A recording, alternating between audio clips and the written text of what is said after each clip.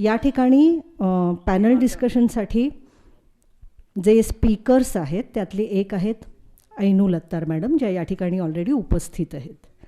त्याचबरोबर प्रवीण सर या ठिकाणी आलेत. मी त्यांना विनंती करते की त्यांनी स्टेजवर यावं. या पॅनल डिस्कशनचे फॅसिलिटेटर आहेत शोएब सर. मी त्यांनाही विनंती करते त्यांनी इथे यावं. I request you Shoaib sir. आत्ताचं जे हे पॅनल डिस्कशन आहे याचा विषय आहे मुस्लिम अल्पसंख्याकांसाठी असलेल्या कल्याणकारी योजना, अडथळे आणि उपाय. स्कॉलरशिप्स हा एक शब्द आपल्या डोक्यात फिट बसला आहे, पण त्याचबरोबर अनेक आणखीनही योजना आहेत ज्यांच्यावर इथे अत्तार मॅडमने खूप काम केलेलं आहे. त्यांचा परिचय आत्ता शोएब सर देतील. मी शोएबचा परिचय देते वेगळ्या कारणाने, कारण आता कालपासून जे चेहरे तुम्हाला दिसत आहेत त्याच्यामध्ये तुम्ही हा चेहरा पाहिला नव्हता, म्हणजे आता एक थोडासा वेगळा चेहरा आला आहे समोर. तर कोण आहे ही व्यक्ती, हो की नाही? तर पन्हा कम्युनिटीज नावाची संस्था ही या शोएब सरांची आहे आणि तुम्हाला गुगलवर सुद्धा त्या संस्थेचं अस्तित्व दिसतं. या ठिकाणी गणेश पेठेमध्ये एका शाळेमध्ये त्याचा हा प्रोजेक्ट जो आहे तो चालतो. प्रोजेक्ट असा आहे की त्यामध्ये 1-2 हजार मुलं वेगवेगळ्या ठिकाणची वस्त्यांमधली त्या वस्त्यांमधल्या मुलांना शिकवण्यासाठी शिक्षणाव्यतिरिक्तचं जे इंटरव्हेन्शन असतं ते इंटरव्हेन्शन शोएब सर करतात. आणि ते करत असताना कुरियन सरांसारखे जे गाईड आहेत की त्यांना माहिती आहे की कोणत्या पद्धतीचं शिक्षण आता त्या मुलांना गरजेचं आहे, तर त्याने ती एक्सपर्टीज घेतली आहे त्या व्यक्तींकडनं, संस्थांकडनं, आणि ती एक्सपर्टीज ते तिथे वापरतात. पाटील वस्ती जी फार मोठी वस्ती आहे त्या वस्तीमधल्या खूप मुलांसाठी काम हे यांचं चालतं. शिवाय मदरसातल्या काही मुलांना नियमितपणे शिकवण्याचं काम हे करतात. तर ही फार कमी माहिती आहे. त्याच्या या कम्युनिटीजचे 5 ठिकाणी त्याने आता काम सुरू केलेलं आहे आणि आपल्याशी कुरियन सरांमुळे तो जोडला गेला आणि आम्हाला असं वाटलं की त्याची इन्व्हॉल्वमेंट पण थोडी यामध्ये कशी घेता येईल पाहूया, म्हणून आम्ही या पॅनल डिस्कशन्सचं सत्र त्याच्याकडे सोपवले. तर मी अधिक आता याबद्दल पुढे न बोलता शोएबला विनंती करते की त्याने सत्र सुरू करावं आणि तो हिंदीत बोलेल, पण काहीच हरकत नाही. आपले जे दोन्ही स्पीकर्स आहेत ते मराठीत बोलत आहेत. थँक्यू.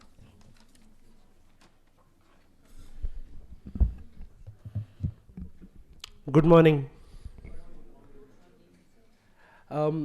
एक्चुअली मैं एक मुस्लिम परिवार में बड़ा हुआ हूँ और बड़े होते हुए हम लोगों ने ये चीज़ हमेशा बचपन में सुनी है कि हर एक इंसान के कंधे पे 2 फरिश्ते होते हैं, एंजल्स होते हैं. फरिश्ते यानी एंजल्स, और वो जो आपके राइट साइड पे फरिश्ता है वो उसका कुछ काम है, लेफ़्ट वाले का भी कुछ काम है.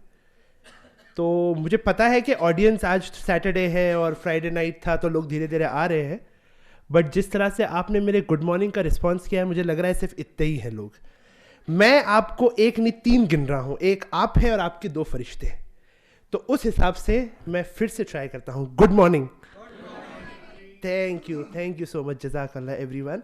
So first of all Ila ma'am का बहुत बहुत शुक्रिया. उन्होंने काफ़ी, मतलब मैं लायक नहीं हूँ इतने बड़े इंट्रोडक्शन का अभी तक फ़िलहाल, बट उन्होंने इंट्रोडक्शन दिया. बहुत बहुत शुक्रिया. छोटी सी कोशिश है हम लोगों की.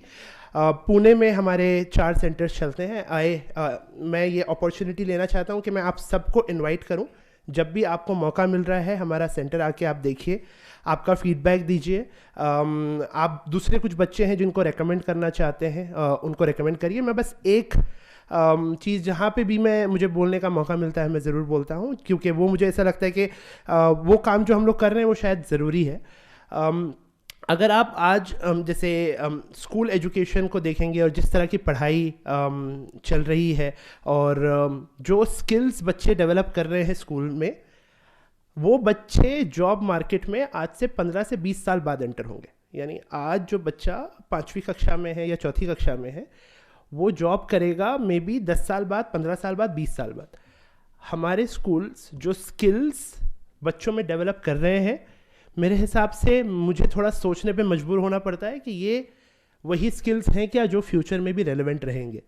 जिस तरह से AI आ रहा है, टेक्नोलॉजी आ रही है, चीज़ें बदल रही है, फ्यूचर इकोनॉमी यानी जो हमारी आने वाले टाइम की जो इकोनॉमी है उसकी ज़रूरतें क्या हैं, क्या वो स्कूल में पूरी हो रही है नहीं, उसी को नज़र में रखते हुए एक अटेम्प्ट है जहां हम लोगों ने अलग अलग लैब्स डेवलप किए हैं.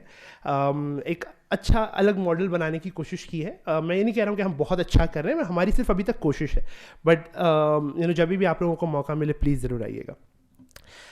आज का जो मैं थोड़ा सा कॉन्टेक्स्ट सेट कर दूं कि जब हम लोग प्लान कर रहे थे, मैं ईला मैम और जो हमारी टीम है जब प्लान कर रही थी, हम लोगों ने ये सोचा कि नॉर्मली जब एक स्पीकर आके बात करता है तो हमको सिर्फ एक स्पीकर से सीखने मिलता है और उन्हीं का नॉलेज जो है वो हमारे तक पहुंचता है.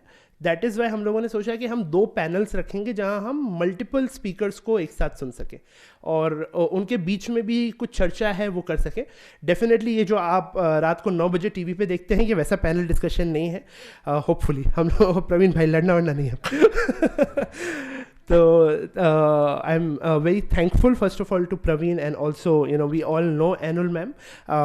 मैं हालांकि एनुल मैम का जो काम है और जो भी उन्होंने एजुकेशन की फील्ड में कंट्रीब्यूशन किया है उसको किसी इंट्रोडक्शन की ज़रूरत नहीं है, मगर ये मेरा सौभाग्य है, ये मेरे लिए बहुत गर्व की बात है कि मुझे ये अपॉर्चुनिटी मिल रही है कि मैं एनुल मैम की जो है का इंट्रोडक्शन जो है मुझे करने का मौका मिल रहा है. आप में से कई सारे लोगों को ऑलरेडी उनके बारे में पता होगा, बट हो सकता है शायद किसी को ना पता हो, तो we will just in her honour and जिस तरह से उन्होंने कंट्रीब्यूशन किया है so Anul ma'am has completed उनका education qualification is she has done her MTech and after that MSc as well. Class 1 officer रहे हैं for 35 years across different posts in government of Maharashtra.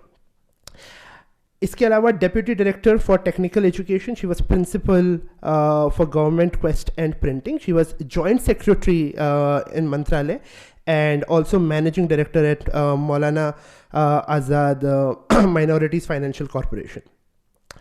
She was also chairman and associate authority at Mahatma Gandhi Employment Guarantee Scheme, Government of Maharashtra.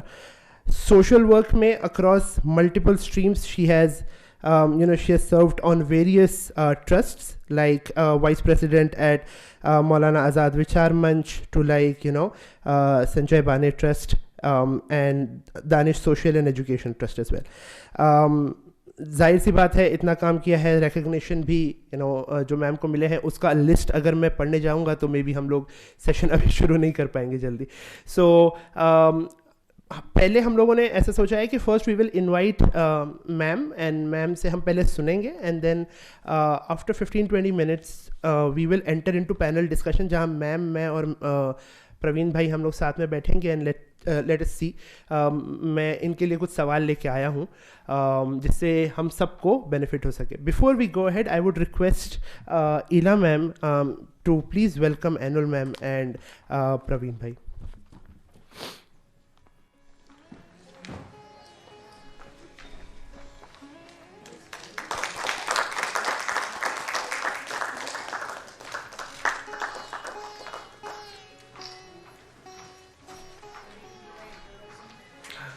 मैं सोच रहा था ma'am के बाद में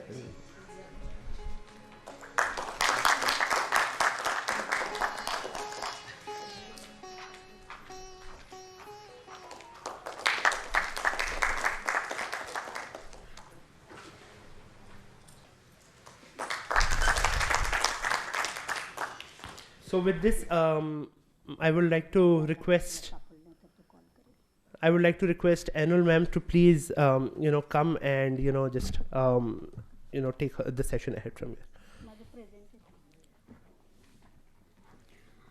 माझं presentation पण आहे ते चालू करतायत.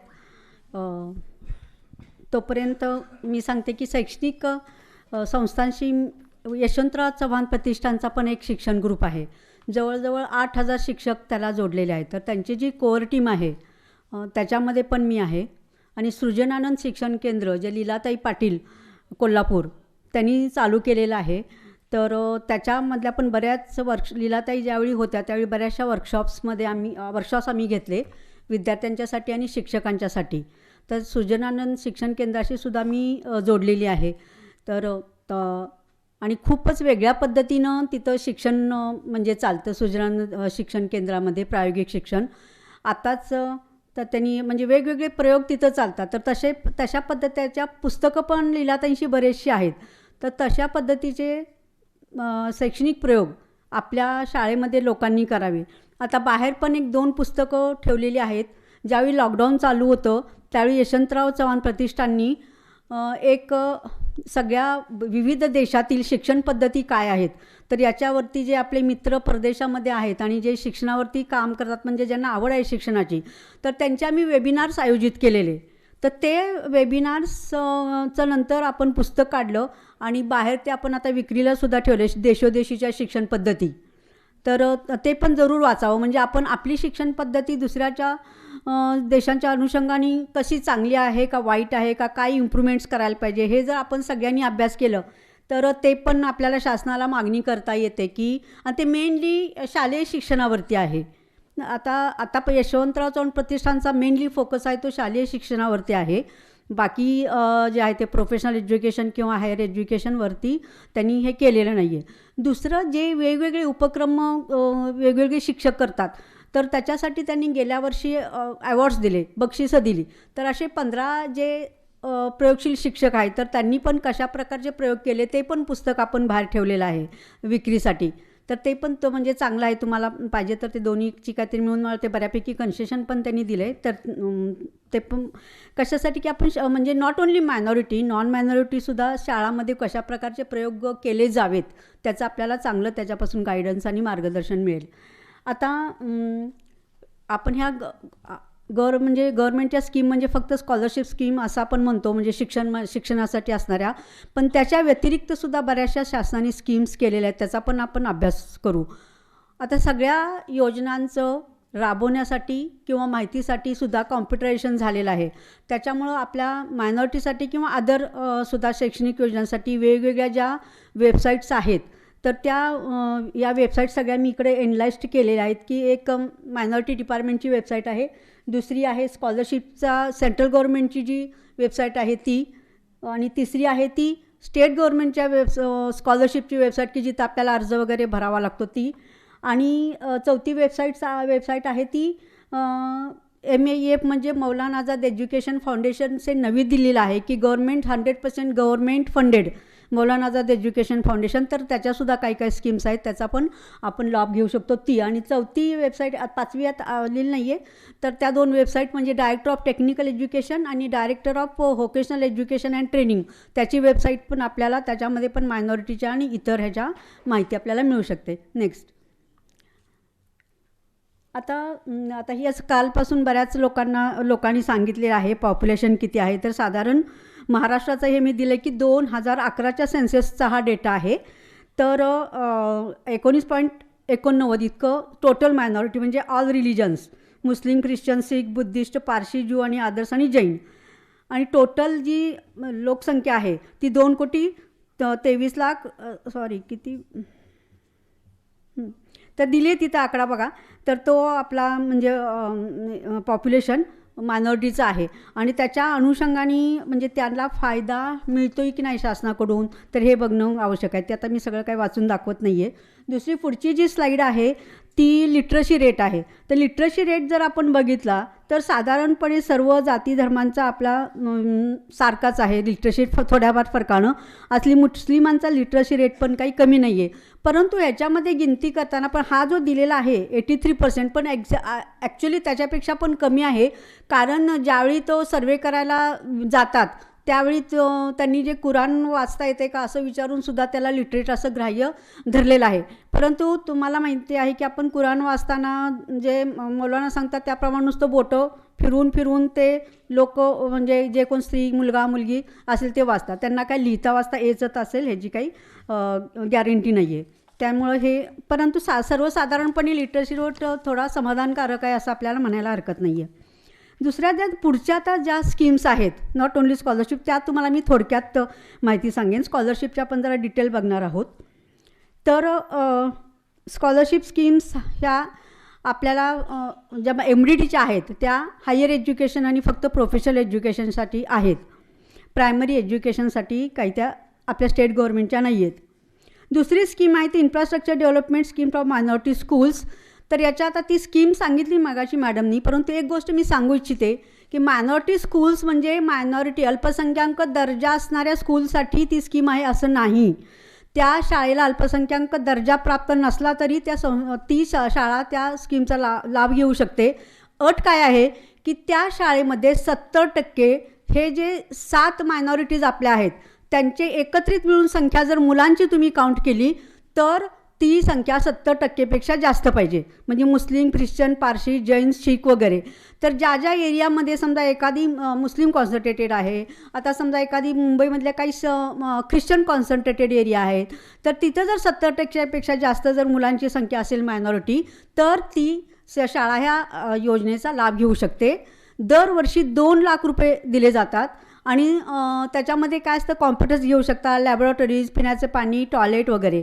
म्हणजे नॉन सॅलरी ग्रँट जी देत नाही आहे सरकार, तर त्याला थोडंसं हे रिप्लेस करणारी ही योजना आहे. आणि याचा बऱ्याचशा शाळांनी लाभ घेतला आहे. परंतु एक दुसरी गोष्ट की मायनॉरिटी डिपार्टमेंटला सुरुवातीपासून मी 2008ला मायनॉरिटी डिपार्टमेंट सुरू झालं आणि पहिलं आपलं बजेट होतं फक्त 225 कोटी आपल्याला शासनाने दिलं होतं. की आता सामाजिक न्याय विभागाला 13% तुम्हाला माहिती आहे 13% SCची लोकसंख्या आहे, परंतु जवळजवळ बजेट आहे ते 12 ते 15,000 कोटीच्या दरम्यान फ्लेक्झी होत असतं. 12 ते 15,000 कोटी. आणि आदिवासी किती आहेत आपल्याकडे, आदिवासी 7-8% आहेत, तर त्यांचं बजेट पण 10,000 कोटीच्या वरती असतं. परंतु मायनॉरिटी डिपार्टमेंटची जवळजवळ मायनॉरिटीची लोकसंख्या जवळजवळ 20% आहे, परंतु 2008 साली त्यांनी 250 कोटीला सुरू केलं. म्हणजे किती फरक बघा. आणि आता साधारण 600-650 कोटीच्या दरम्यान आहे. तर हे जे डिस्क्रिमिनेशन बजेटपासून सुरू होतं, तर ती पण एक आपण मागणी केली पाहिजे की लोकसंख्येच्या प्रमाणात गव्हर्नमेंटनी बजेट दिलं पाहिजे. म्हणून ही फक्त एका शाळेला 2 लाखामध्ये आज काय होते, परंतु बजेटमुळं आपण ती 2 लाख योजना मीच ती डिझाईन केलेली आहे. 2 लाख देत होतो.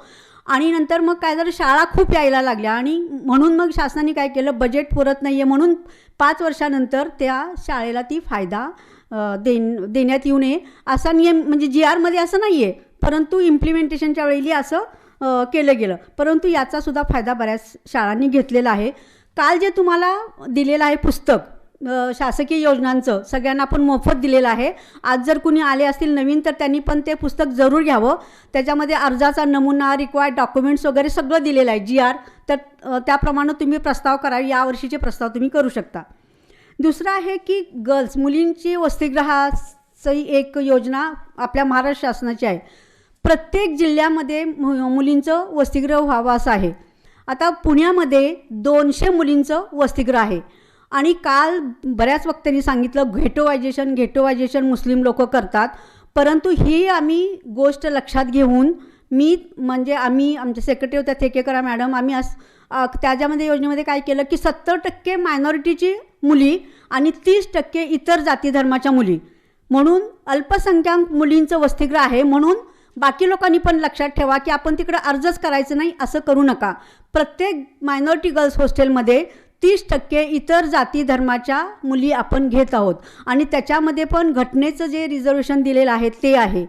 तर पुण्यामध्ये 200 मुलींचं वसतिगृह झालेलं आहे आणि अक्षरशः मला सांगायला वाईट वाटतं की 200 मुलींच्या फक्त गेल्या वर्षी म्हणजे जरा उशिरा ॲडमिशन सुरू झाल्या, पण फक्त 15 मुली तिथं ॲडमिशन्स घेतल्या. म्हणजे इतर धर्माच्या पण नाही आल्या आणि मायनॉरिटीच्या तर नाही आल्या. तर आता जळगावमध्ये 2 हॉस्टेल्स आहेत, औरंगाबादमध्ये 2 हॉस्टेल्स आहेत, पनवेलमध्ये हॉस्टेल आहे, कराडमध्ये आहे, सोलापूरमध्ये आहे, कोल्हापूरमध्ये आहे.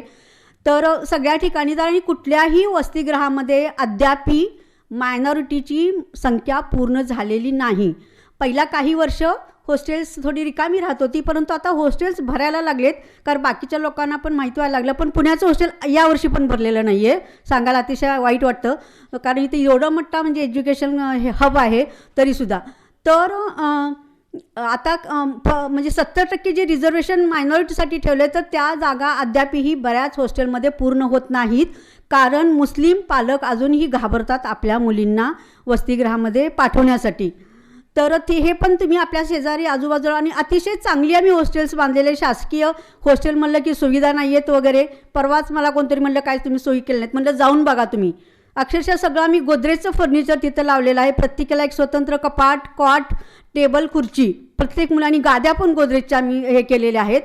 जेवणाची सोय मोफत आहे आणि राहण्याची पण सोय मोफत आहे. 8 लाखापेक्षा ज्या पालकांचं उत्पन्न कमी आहे त्यांना, त्या मुलींना राहण्याची, जेवणाचा कुठलाही खर्च नाही. फक्त तुम्ही तिथं जा, गव्हर्नमेंट अप्रूव्ड कॉलेजमध्ये कॉलेजसाठी आहे ते 10वी नंतरचा कुठलाही अभ्यासक्रम, प्राथमिक शिक्षणासाठी, सेकंडरीसाठी ते हॉस्टेल नाही आहे.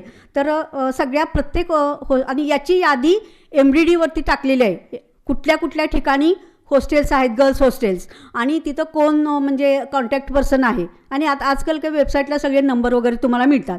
तर याचा लाभ मायनॉरिटी, नॉन मायनॉरिटी सगळ्या जाती धर्माच्या मुलींनी जरूर घ्यावा. दुसरी एक महत्त्वाची योजना जी आम्ही मुद्दाम तयार केली, की काल हुसेनबाईंनी सांगितलं तुम्हाला की आमच्या मुलांच्या हातामध्ये अल्लानी स्किल दिले. तर याच्यासाठी आम्ही काय केलं की गव्हर्मेंट पॉलिटेक्निक्स आणि गव्हर्मेंटची जी ITI, जवळजवळ 42 शासकीय पॉलिटेक्निक्स आहेत आणि खाजगी वगैरे धरून जवळजवळ 300 आहेत, आणि गव्हर्मेंटची 350 ITIs आहेत आणि खाजगी धरून 700 आहेत. तर गव्हर्मेंटच्या 44 ITIमध्ये आणि शासनाच्या 14 पॉलिटेक्निक्समध्ये 15 आम्ही केले होते चालू, परंतु एक यवतमाळचं ते कॉलेजमध्ये कन्व्हर्ट केलं, पण कॉलेजमध्ये काही मायनॉरिटीसाठी जागा ठेवल्या गेल्या नाहीत, पॉलिटेक्निक कॉलेजमध्ये कन्व्हर्ट केलं गेलं.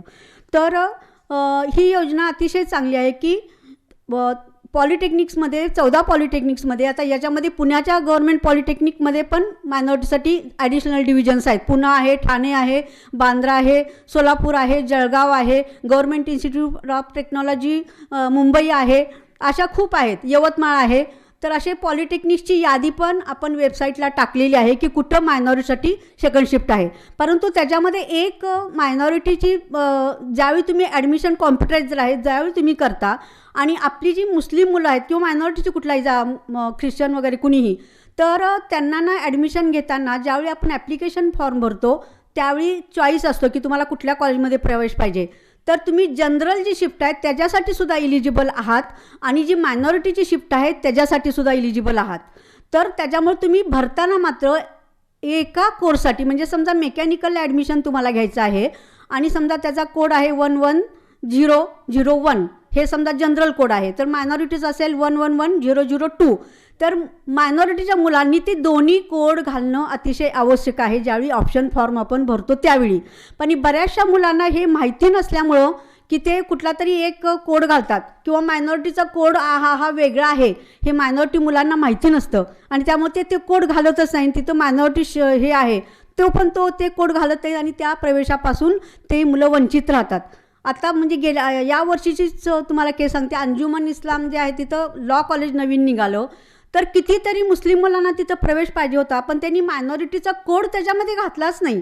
त्यामुळे ते मेरिटमध्ये म्हणजे जनरलचं मेरिट हाय होतं आणि मायनॉरिटीचं मेरिट थोडं कमी असतं, म्हणून तर रिझर्वेशन ठेवलं आहे. तर मुलांनी तो कोड न घातल्यामुळं ते त्या प्रवेशापासून वंचित राहिले. तर बीइंग NGO आपली ही जबाबदारी, ज्यावेळी मुलं फॉर्म भरतात त्यावेळी त्यांना हे गाईड करणं आवश्यक आहे की ॲडमिशनचा फॉर्म कसा भरायचा, आणि ज्यावेळी मेरिट लिस्ट आल्यानंतर ऑप्शन घालताना ते कोर्स कोड कसं घालायचं हे पण गाईड करणं आपल्याला अतिशय आवश्यक आहे.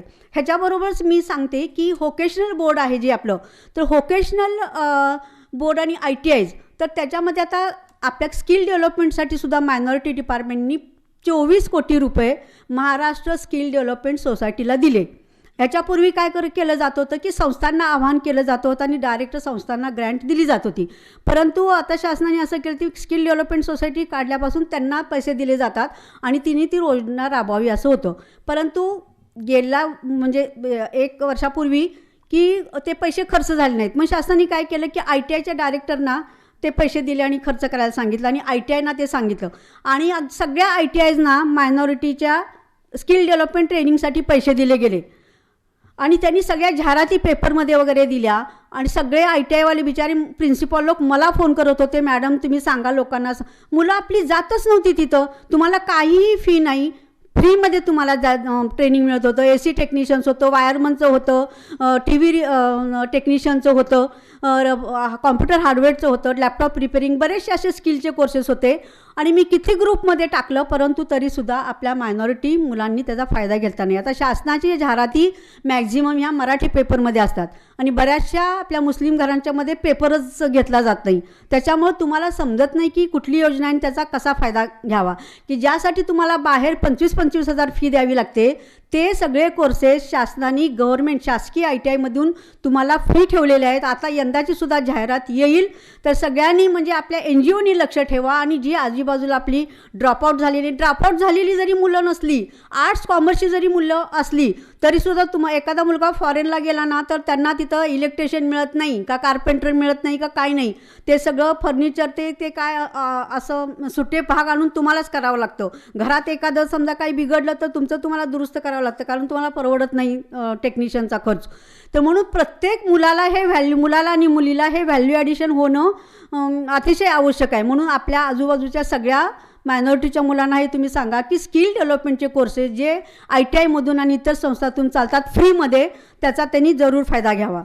पुढची योजना आहे की ही सुद्धा एज्युकेशन संदर्भातच आहे की उर्दू घरचा एक ऑब्जेक्टिव्ह काय आहे की उर्दू भाषेला म्हणजे बढावा द्यावा, त्याचं म्हणजे डेव्हलप करावी ती भाषा.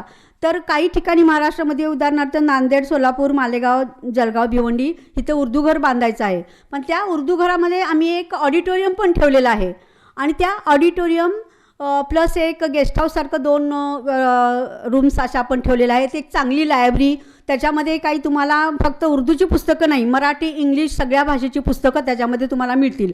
आता आपलं नांदेडचं उर्दू घर तयार झालेलं आहे, अतिशय सुंदर झालेलं आहे. आणि त्याचं तुम्हाला समजा उर्दूच्या संदर्भात किंवा उर्दू मराठी, उर्दू इंग्लिश असा तुम्ही काय कार्यक्रम घेतला तर त्या ऑडिटोरियमचं तुम्हाला कुठलंही भाडं द्यावं लागणार नाही. बाकी कार्यक्रमाला सुद्धा ते हॉल दिला जातो, AC हॉल चांगले बांधलेले आहेत. तर त्याचासुद्धा त्या लोकल लोकांनी फायदा घ्यावा, उर्दू घरची योजना. दुसरी आपली एक योजना आहे की pre examination coaching classes for police constable and civil services. तर ही काय आहे की पोलीस कॉन्स्टेबल तुम्हाला माहिती आहे की पोलीस भरतीचं ट्रेनिंग असतं, ते प्री ट्रेनिंग. तर ही रेसिडेन्शियल ट्रेनिंग गेल्या वर्षीपासून केलं. 3 महिने मुलांना, 12वी पास मुलांना एक तर थेरी आणि स्पोर्ट्स म्हणजे त्यांना रनिंग आणि गोळाफेक वगैरे त्यांचं जे काय नॉर्म्सप्रमाणे ठरलेलं आहे ते ट्रेनिंग दिलं जातं. आणि हेच कुणाला दिले जाते, हे पैसे जे दिले जातात ते संस्थांना म्हणजे NGOना ते पैसे दिले जातात. आणि NGOनी गव्हर्नमेंटने दिलेल्या करिक्युलमनुसार थेरी आणि प्रॅक्टिकल मुलांचं घ्यायचं आहे. तर ही योजना आम्ही का चालू केली तुम्हाला बॅकग्राऊंड सांगते की आपण TISS मार्फत जे म्हणजे महाराष्ट्रातले सगळे जेल आहे त्याचा आपण अभ्यास केला. तर त्याच्यामध्ये असं लक्षात आलं की जे कच्चे कैदी असतात की ज्यांच्यावरती गुन्हा कुठलाही साबित झालेला नाही आहे, सिद्ध झालेला नाही आहे, तर अशा कैद्यापैकी 60% कैदी मुस्लिम आहेत, मुस्लिम मुलं. तर ह्याच्यामध्ये एक कारण की म्हणजे शिक्षण कमी आहे वगैरे ते झालंच, परंतु पोलिसांचा जो बघण्याचा दृष्टिकोन मुस्लिम समाजाकडं की गुन्हेगारी वृत्ती आहेत असंच. आणि त्याच्यामुळं मग आपली जास्त मुलं तुरुंगात अडकून पडतात आणि पालकांच्याकडं पैसे नसतात, त्यांना माहिती नसतं की कसं जामीन घ्यावा वगैरे. त्यामुळे 1-2 वर्ष ती बिचारी तशीच कितपत पडतात. म्हणून पोलिसांच्यामधलं आपलं मुस्लिम जर पोलीस जास्त झाले तर आपल्या मुस्लिम कमी मुलांना अटक केली जाईल, हा दृष्टिकोन ठेवून हे आपण केलं. आणि याचंसुद्धा ज्या मायनॉरिटीच्या NGO आहेत त्याचे खूप अर्ज कमी येतात. आणि जे नॉन मायनॉरिटी NGO आहेत की ज्यांचा खरोखर उद्देश तो मुलांना एम्प्लॉयबल करण्याचा नाही तर पैसे कमवण्याचा असतो, तर मग आपल्या कुणाचा प्रस्तावच नाही आल्यामुळं मग शासनाला ज्यांचे प्रस्ताव आले तर त्यांना ते ग्रँट्स द्यावी लागते. तर मुलांचं 3 महिन्याचा राहण्याचा जेवणाचा खर्च सगळा NGOला दिला जातो. प्लस जे शिकवण्याचे आहेत त्यांचे सगळे, पण मुलांना युनिफॉर्म आणि शूज वगैरे सगळं, स्पोर्ट्सचे सगळे कपडे वगैरे त्याचा पण सगळा खर्च शासनाकडून दिला जातो. अभी मैं थोड़ा हिंदी में बात करूँगी क्योंकि शमशुल इस्लाम साहब आए हैं तो उनको मराठी में पता नहीं चलेगा. तो ये भी बहुत अच्छी स्कीम है, बहुत अच्छा गवर्नमेंट पैसा भी देती है. तो जो NGO है उन्होंने ज़रूर इसका फ़ायदा लेना और बच्चों को जो 12वीं पास है उनको इस ये इस तरह का कोचिंग देना। और ये क्या है, रिटर्न एग्जाम जो रहते हैं ना, जो तो तलाठी वगैरह रहते हैं ना, जनरल नॉलेज, भाषा आणि बुद्धिमत्ता, ये करिकुलम उसमें रहता है। तो जैसे जो बच्चे जो टीचर 8वीं की और 5वीं की जो स्कॉलरशिप है उनको पढ़ाते हैं, वो टीचर इसका कोचिंग ले सकते हैं। या मैंने इसका कोचिंग लिया था ऑनलाइन, सिर्फ थ्योरी का हम लोगों ने कोचिंग लिया था और ये टीचर लोग वो पढ़ा रहे थे, तो बहुत अच्छा बच्चों का भी रिस्पांस आया था। हमने 3 महीने के लिए 1000 फी रखी थी, उसमें कुछ कमाने का नहीं था, सिर्फ जो रिसोर्स पर्सन है उनको हम पैसे देने के लिए। तो बहुत अच्छा बच्चों का रिस्पांस आया। दूसरा ये स्कीम है तो Maulana Azad free coaching and allied scheme. Free coaching काय के लिए? फ्री कोचिंग जो बैंकिंग के एग्ज़ाम है, यूपीएससी एमपीएससी है, इसके लिए हम एनजीओ को पैसे देते हैं गवर्नमेंट, और 25,000 रुपये बहुत कम है पर स्टूडेंट दिया जाता है। लेकिन उन्होंने फिर और सीईटी इंजीनियरिंग का एंट्रेंस एग्ज़ाम, सीईटी नीट, इसके लिए जो संस्था कोचिंग देंगे उस पर स्टूडेंट 25,000 गवर्नमेंट की तरफ से दिया जाता है। तो उसके लिए संस्था को you have to apply to the government. उसके लिए कंडीशन क्या है कि तुम्हारा 3 साल का, एनी संस्था, एनी एनजीओ, हिंदू मुस्लिम कुछ भी नो बार, लेकिन तुम्हारा 3 साल का ऑडिट चाहिए क्लियर, और तुम्हारे अगेंस्ट कौन सी भी कंप्लेंट पुलिस में या चैरिटी कमिश्नर के पास उस संस्था की दर्ज नहीं चाहिए। यही इतनी कंडीशन है। तो जो संस्था एक्चुअली काम करना चाहते हैं मुस्लिमों के उन्नति के लिए, तो ये संस्थाओं ने इस ग्रांट्स के लिए अप्लाई करना और सिंसियरली ऑनेस्टली बच्चों को ट्रेनिंग देना। तो हमारा फिर यूपीएससी में अपना परसेंटेज बढ़ेगा, यूपीएससी में एमपीएससी में परसेंटेज बढ़ेगा। कल हुसैन भाई ने बताया लास्ट ईयर का सिर्फ 2.2% अपने बच्चे, 5 ही बच्चे आईएएस में, 4 बच्चे आईएएस में सिलेक्ट हुए, 2 from Jammu Kashmir, 1 from UP end 1 from MP, और उसमें एक भी लड़की नहीं है। तो इसका क्या कारण है? मेनली तो उन बच्चों को कोचिंग नहीं मिलता या पढ़ाई में कम करते हैं, अवेयरनेस नहीं होता। हमको भी कोई अवेयरनेस नहीं था। मैं एमपीएससी बाय मीन्स कैसा लक हो गई, किसी ने बताया तुम्हारा क्वालिफिकेशन हो रहा है तो तुम अप्लाई करो। लेकिन जैसे बचपन से हमारी पढ़ाई अच्छी थी, हमारे टाइम पे टीवी भी कुछ नहीं था, जनरल नॉलेज भी अच्छा था, घर में टीचर थे, इसके कारण हमारा पहले ही इसमें हो गया एमपीएससी में सिलेक्शन। तो इसके लिए गवर्नमेंट पैसा देता है एनजीओ को, उसका फ़ायदा लेना। दूसरा है कि झाकिर हुसैन मदरसा मॉडर्नाइजेशन स्कीम, स्टेट गवर्नमेंट की, जैसे सेंट्रल गवर्नमेंट के उसके वैसे ही। तो उसमें मदरसा में जो अपना हिंदी, मराठी, इंग्लिश, गणित और साइंस, ये पढ़ाने के लिए 3 टीचर, मैक्सिमम 3 टीचर गवर्नमेंट देता है। 8,000 रुपये और 6,000 पेमेंट देता है, और वो अपॉइंट करने के अधिकार मदरसा चालकों को रहता है। इसको भी सेम कंडीशन, संस्था रजिस्टर चाहिए और 3 साल का ऑडिट चाहिए। दूसरा है कि उर्दू एकेडमी जो स्टेट की है तो उसे भी ग्रांट दिया जाता है। तो उर्दू के लिए जो तुम प्रोग्राम एनजीओ या स्कूल आयोजित करती है, उर्दू में मुशायरा बोलो, ड्रामा बोलो, इलोकेशन कंपटीशन बोलो, उसके लिए उस एनजीओ को या स्कूल को गवर्नमेंट की तरफ से ग्रांट दिया जाता है। मराठी भाषा फाउंडेशन का बोला आपको 150 बच्चे तुम्हारे उर्दू स्कूल में है, तो ऐसे स्कूल को एक टीचर मराठी पढ़ाने के लिए दिया जाता है और उसकी पूरी सैलरी गवर्नमेंट की तरफ से दी जाती है। क्योंकि एमपीएससी में बच्चे हमारे सिलेक्ट नहीं हो रहे मराठी नहीं आने के कारण, तो उसके लिए ये स्कीम है। 15-20 मिनट्स मोर आपको दिया है किताब, तो वो मैं वो नहीं बताऊंगी, लेकिन उसके टर्म्स कंडीशन अगर जो की पॉइंट्स है उतने मैं आपको बताऊंगी। दूसरा है कि मैंने बताया भोजन भत्ता बच्चों को। अब ये भोजन भत्ता माइनॉरिटी गर्ल्स हॉस्टल में के लिए भी, लेकिन सेंट्रल गवर्नमेंट के अंडर अपन को जो माइनॉरिटी कॉन्सेंट्रेट हमारी जो एरिया है, बुल्ढाना जिला, अकोला जिला वगैरह, उधर भी अपन ने कुछ हॉस्टल्स बनाए हैं। तो उधर रहने वाले जो लड़के हैं उनके लिए भी, जिनका 8 लाख से इनकम पेरेंट्स का कम है, उनके लिए भी भोजन भत्ता 3,500 तक गवर्नमेंट से दिया जाता है। दूसरी जो स्कीम है एक स्कॉलरशिप की, वो राजर्षि छत्रपति शाहू महाराज शिक्षण शुल्क शिष्यवृत्ति योजना। तो ये जो स्कीम है ना, ये बहुत अच्छी स्कीम है। ये सभी जाति धर्म के लोगों के लिए है, एक्सक्लूडिंग SC ST OBC। तो ये इसका फ़ायदा माइनॉरिटी भी ले सकती है। दूसरा है कि Panjabrao Deshmukh hostel maintenance allowance, ये भी सभी जाति धर्म के बच्चों के लिए है और इसका फ़ायदा हमारे मुस्लिम बच्चे भी ले सकते हैं। अभी नया स्कीम आया लास्ट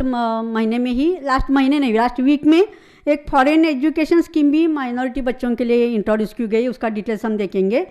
और दूसरा हमारा एक है मौलाना आज़ाद फाइनेंशियल डेवलपमेंट कॉरपोरेशन, हमारा जो माइनॉरिटी के लिए महामंडल है, तो उसकी तरफ से एजुकेशन के लिए लोन दिया जाता है। मैक्सिमम अपने स्टेट गवर्नमेंट की तरफ से 7.5 लाख और सेंट्रल गवर्नमेंट के उन्होंने 2 क्राइटेरिया बनाए हैं, तो उसके मैक्सिमम 20 लाख तक एजुकेशन लोन उसकी तरफ से दिया जाता है। अभी सेंट्रल गवर्नमेंट की कुछ स्कीम है, वो सिर्फ मैं आपको बोल दूंगी। सेंट्रल गवर्नमेंट के मैक्सिमम स्कीम्स है वो थ्रू एनजीओ इम्प्लीमेंट किए जाते हैं। तो जिनके रजिस्टर्ड एनजीओ है, जिनका ऑडिट क्लियर है, जिसकी कोई कंप्लेंट नहीं है, वो सभी एनजीओ अप्लाई करके इस स्कीम का फ़ायदा ले सकती है। मैंने देखा पश्चिम महाराष्ट्र में बहुत कम एनजीओ है कि जिन्होंने इसका फ़ायदा लिया है, लेकिन मराठवाड़ा विदर्भ में काफ़ी संस्थाओं ने इस स्कीमों का फ़ायदा लिया है। उसमें कि स्कॉलरशिप के 3 स्कीम्स है, pre matric, post matric, merit का मीन्स। दूसरा मदरसा मॉडर्नाइजेशन उधर भी है। दूसरा मल्टी सेक्टर MSDP, उसको अभी बोला जाता है प्रधानमंत्री जन विकास कार्यक्रम, वो तो गवर्नमेंट के थ्रू ही हो जाता है। फिर नई रोशनी स्कीम है, leadership develop program for minority women. जो हाउसवाइफ लड़कियां, औरतें हैं, उनको बैंक कॉन्फिडेंस बढ़ाना, बैंकिंग के व्यवहार कैसे करना, बच्चों को कैसे पढ़ाना, इस तरह का कॉन्फिडेंस बिल्डिंग का ये नई रोशनी स्कीम है, वो एनजीओ के थ्रू ही इम्प्लीमेंट किया जाता है। 1 महीने का औरतों को अपने को इसमें ट्रेनिंग देना है। दूसरा है उस्ताद ये स्कीम का के लिए कि जो ट्रेडिशनल आर्टिजन्स है, मुस्लिमों में काफ़ी ट्रेडिशनल आर्टिजन्स है, ये कारपेंटर्स है, विन काम करने वाले लोग हैं, वीविंग करने वाले, और बहुत सारे आर्टिजन्स है। तो उनके लिए जो ये ट्रेडिशनल आर्टिजन्स है, उनको ट्रेनिंग देने, मॉडर्न ट्रेनिंग देने के लिए ये स्कीम है, वो भी इम्प्लीमेंटेड थ्रू एनजीओ। मौलाना आज़ाद एजुकेशन फाउंडेशन न्यू दिल्ली का है, उसकी उस तरफ से ग्रांट एक्चुअली दिया जाता है बेगम हजरत स्कॉलरशिप स्कीम के लिए। तो एक्चुअली मैडम ने बोला कि ये कागज़ पे नहीं है। वो स्कीम लड़कियों को स्कॉलरशिप 9वीं से 12वीं के तक, 9वीं 10वीं 5,000 और 11वीं 12 तो लड़कियों को मिल चुकी है। गए 3 साल से वो पैसे लड़कियों के अकाउंट में आ रहे हैं। तो उसके लिए 2 लाख की इनकम की लिमिट है। फिर माइनॉरिटी इंस्टीट्यूशन के लिए कंस्ट्रक्शन के लिए मौलाना आज़ाद एजुकेशन फाउंडेशन 50 लाख रुपए ग्रांट देती है। और उसमें भी क्या है कि कंडीशन माइनॉरिटी स्टेटस की ज़रूरत नहीं, लेकिन उधर 25% बच्चे माइनॉरिटी के पढ़ना चाहिए। इसके लिए मीन्स जो हिंदू ट्रस्ट है या अलग जाति की जो ट्रस्ट है, वो ट्रस्ट भी या लिंग्विस्टिक माइनॉरिटी ट्रस्ट भी इसके लिए अप्लाई कर सकते हैं मैक्सिमम। और कोकन में काफ़ी संस्थाओं ने इसका लाभ लिया है, हॉस्टल बनाने के लिए, लैबोरेटरी बनाने के लिए, रूम्स बनाने के लिए, एडिशनल रूम्स स्कूल में बनाने के लिए। तो नॉन सैलरी ग्रांट नहीं मिलती तो इसकी थोड़ी मदद हो जाती है। तो NMFDC है, नेशनल फाइनेंशियल डेवलपमेंट कॉरपोरेशन है, उसके सभी स्कीम्स अपने माइनॉरिटी का जो मौलाना आज़ाद फाइनेंशियल डेवलपमेंट कॉरपोरेशन उसके थ्रू इम्प्लीमेंट किए जाते हैं। तो उसके वेबसाइट पे जाके आप देख सकते हैं। दूसरा एक बहुत ही अच्छा स्कीम है, सीखो और कमाओ स्कीम है। सीखो मीन्स सीखो भी और कमाओ भी, ऑन द जॉब ट्रेनिंग दिए जैसा, उसका स्किल डेवलपमेंट का ही एक ट्रेनिंग है। इधर एक संस्था है पूना में, उसको ये ग्रांट मिली थी 4 साल लॉकडाउन के पहले। तो उसमें काफ़ी बच्चों ने ट्रेनिंग लिया, जो स्किल डेवलपमेंट का ड्रॉप आउट का जो अपना प्रॉब्लम है, तो उसके लिए एक्चुअली ये स्कीम डिज़ाइन की गई थी। बच्चों को स्टाइपेंड दिया जाता है, उनको पार्ट टाइम पढ़ना है और पार्ट टाइम स्किल डेवलपमेंट का ये काम करना है। तो प्रधानमंत्री जन विकास कार्यक्रम मैंने बताया वो इसके लिए। अभी सिर्फ मैं यही जो हमारा प्रॉब्लम है मेन, जो स्कीम का फ़ायदा लेने के लिए, स्कॉलरशिप का फ़ायदा लेने के लिए, तो वो प्रॉब्लम है कि डॉक्यूमेंट्स हमारे मुस्लिम लोगों के पास नहीं रहते और they are very weak, document बना नहीं पाते, रिकॉर्ड कुछ रखा नहीं रहता। तो कौन से डॉक्यूमेंट्स है ये आप इधर देखो ये लिस्ट। और एज ए NGO तुम्हारा ये फ़र्ज़ बनता है कि सभी बच्चों को ये डॉक्यूमेंट्स बनाने के लिए मदद करना। रादर हमारा एक शाम को 6 से 8 कोई तो बैठना चाहिए ऑफिस में और सब बच्चों को डॉक्यूमेंट्स बना के देना चाहिए। अपने ही मौलाना आज़ाद विचार मंच का एक दानिश लांबे है, उसको पूरे महाराष्ट्र का लाइसेंस है कि गवर्नमेंट का, आपको मालूम है कि वो CEC सेंटर रहता है, उसमें से आप ऑनलाइन एप्लीकेशन करके बिना किसी को ब्राइब दिए हुए तुमको 8 दिन में डॉक्यूमेंट मिल जाता है। तो यदि कोई NGO यहाँ आई हुई ऐसा चालू करना चाहती है सेंटर अपने गांव में, अपने आजू बाजू में गली में, तो शाम को 6 से 8, तो उनका जो लाइसेंस का कोड है वगैरह, पासकोड वगैरह, वो आपको मैं देने बोलूँगी उनको, या आपको ट्रेनिंग भी देंगे कि किस तरह से अप्लाई करें और किस तरह से। तो डॉक्यूमेंट्स क्या क्या है, देखो ये फोटो तो सब जगह लगता है, आधार कार्ड तो सब जगह लगता ही है, देन जिधर आप पढ़ रहे हैं वहाँ का आईडी या बोनाफाइड सर्टिफिकेट, देन 10वीं का, और वहाँ से आगे जो हमने पास किया है सभी मार्कशीट लगेगा, और हर साल लास्ट ईयर का, इमीडिएट लास्ट ईयर का मार्कशीट अपने को लगता है। देन इनकम सर्टिफिकेट, अभी पहले क्या था कि माइनॉरिटी स्कॉलरशिप के लिए सेल्फ डिक्लेरेशन चलता था, लेकिन अभी गवर्नमेंट ने वो, जो नई गवर्नमेंट आई तब से सेल्फ डिक्लेरेशन बंद किया और तहसीलदार का इनकम सर्टिफिकेट लगता है। तो तहसीलदार का इनकम सर्टिफिकेट सिर्फ उसका 10 रुपये का फॉर्म है और कुछ 45 रुपीज़ का 35 रुपीज़ कुछ उसकी फ़ीस है। तो वो आप वो फॉर्म भर के देंगे, उसकी फ़ीस भरेंगे, तो किसी को कोई ब्राइव करने की ज़रूरत नहीं। ऑनलाइन भी आप फ़ी भरोगे तो आपको आपका इनकम सर्टिफिकेट मिल जाएगा। और बहुत बोलते हैं नहीं मिलता नहीं मिलता, थोड़ा है। यदि हमारी बुर्खा पहन के कोई औरत गई तो वहाँ के क्लर्क से लेके ऑफिसर का देखने का नज़रिया बदलता है और उसे फिर हैरेसमेंट थोड़ी सर्टिफिकेट मिलने में हो जाती है। लेकिन आप ऑनलाइन ही ले लो ना। तो ऑनलाइन के लिए मेरे काम वाली की बेटी ने जाके ये सर्टिफिकेट 15 दिन में मुंबई कलेक्टर ऑफिस से, तहसीलदार से लिया, किसी को भी एक नया पैसा नहीं दिया। 45 रुपीज़ में उसे कुछ 94,000 का कुछ सर्टिफिकेट वो लेके आई, मुझे दिखाया। तो किसी को कुछ पैसा देने की ज़रूरत नहीं, प्रॉपरली तुम अप्लाई करो, जो मांगे है सो सब डॉक्यूमेंट्स उसे लगाओ, आपको इनकम सर्टिफिकेट मिलेगा। और इनकम सर्टिफिकेट मस्ट है, कौन सी भी गवर्नमेंट की आरोग्य योजना है या कौन सी भी योजना है, तहसीलदार का इनकम सर्टिफिकेट आपको लेना ज़रूरी है। फिर यदि आप हॉस्टल में रहते हो या पेइंग गेस्ट करके रहते हो तो और एक एग्रीमेंट जो मेंटेनेंस के लिए लगता है। फिर यदि तुम्हारा गैप है तो गैप सर्टिफिकेट भी लगता है, तुमने सर्टिफाई एफिडेविट देना पड़ता है कि तुमने गैप क्यों लिया। एक आध बार कभी कोरोना में काफ़ी लोगों का गैप हो गया था। बैंक पासबुक, बैंक में तुम्हारा अकाउंट चाहिए, छोटा बच्चा है तो जॉइंट अकाउंट, लेकिन मेन क्या है कि वो जो बैंक अकाउंट है वो it is linked with Aadhaar number, Aadhaar card. यदि तुमने बैंक अकाउंट खोला और तुम्हारा आधार नंबर बैंक में दिया है, इसके लिए तुम्हारा लिंक नहीं होता, आपको अलग से एप्लीकेशन देना पड़ता है कि मेरा ये, जब तुमको अकाउंट नंबर आता है कि मेरा ये अकाउंट नंबर मेरे इस आधार नंबर से लिंक करो। जो पैसे ट्रांसफ़र होते हैं सेंट्रल गवर्नमेंट या स्टेट गवर्नमेंट से, वो आधार नंबर के हिसाब से होते हैं।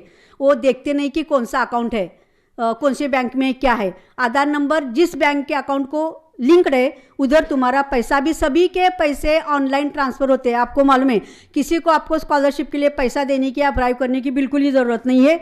जब मैं थी, मैंने ही ये स्कीम चालू करी online. I am the first officer कि ये ऑनलाइन स्कॉलरशिप की स्कीम चालू करना 2007 में हमने चालू किया महाराष्ट्र गवर्नमेंट में। और हमारा देख के सेंट्रल गवर्नमेंट ने भी ये ऑनलाइन मनी ट्रांसफ़र का स्कीम चालू किया। नहीं तो क्या होता था, चेक भी अपन स्कूलों में दिए ना तो चेक नहीं देते थे बच्चों को, 7-7 महीने 6-6 महीने चेक नहीं दिए करते थे।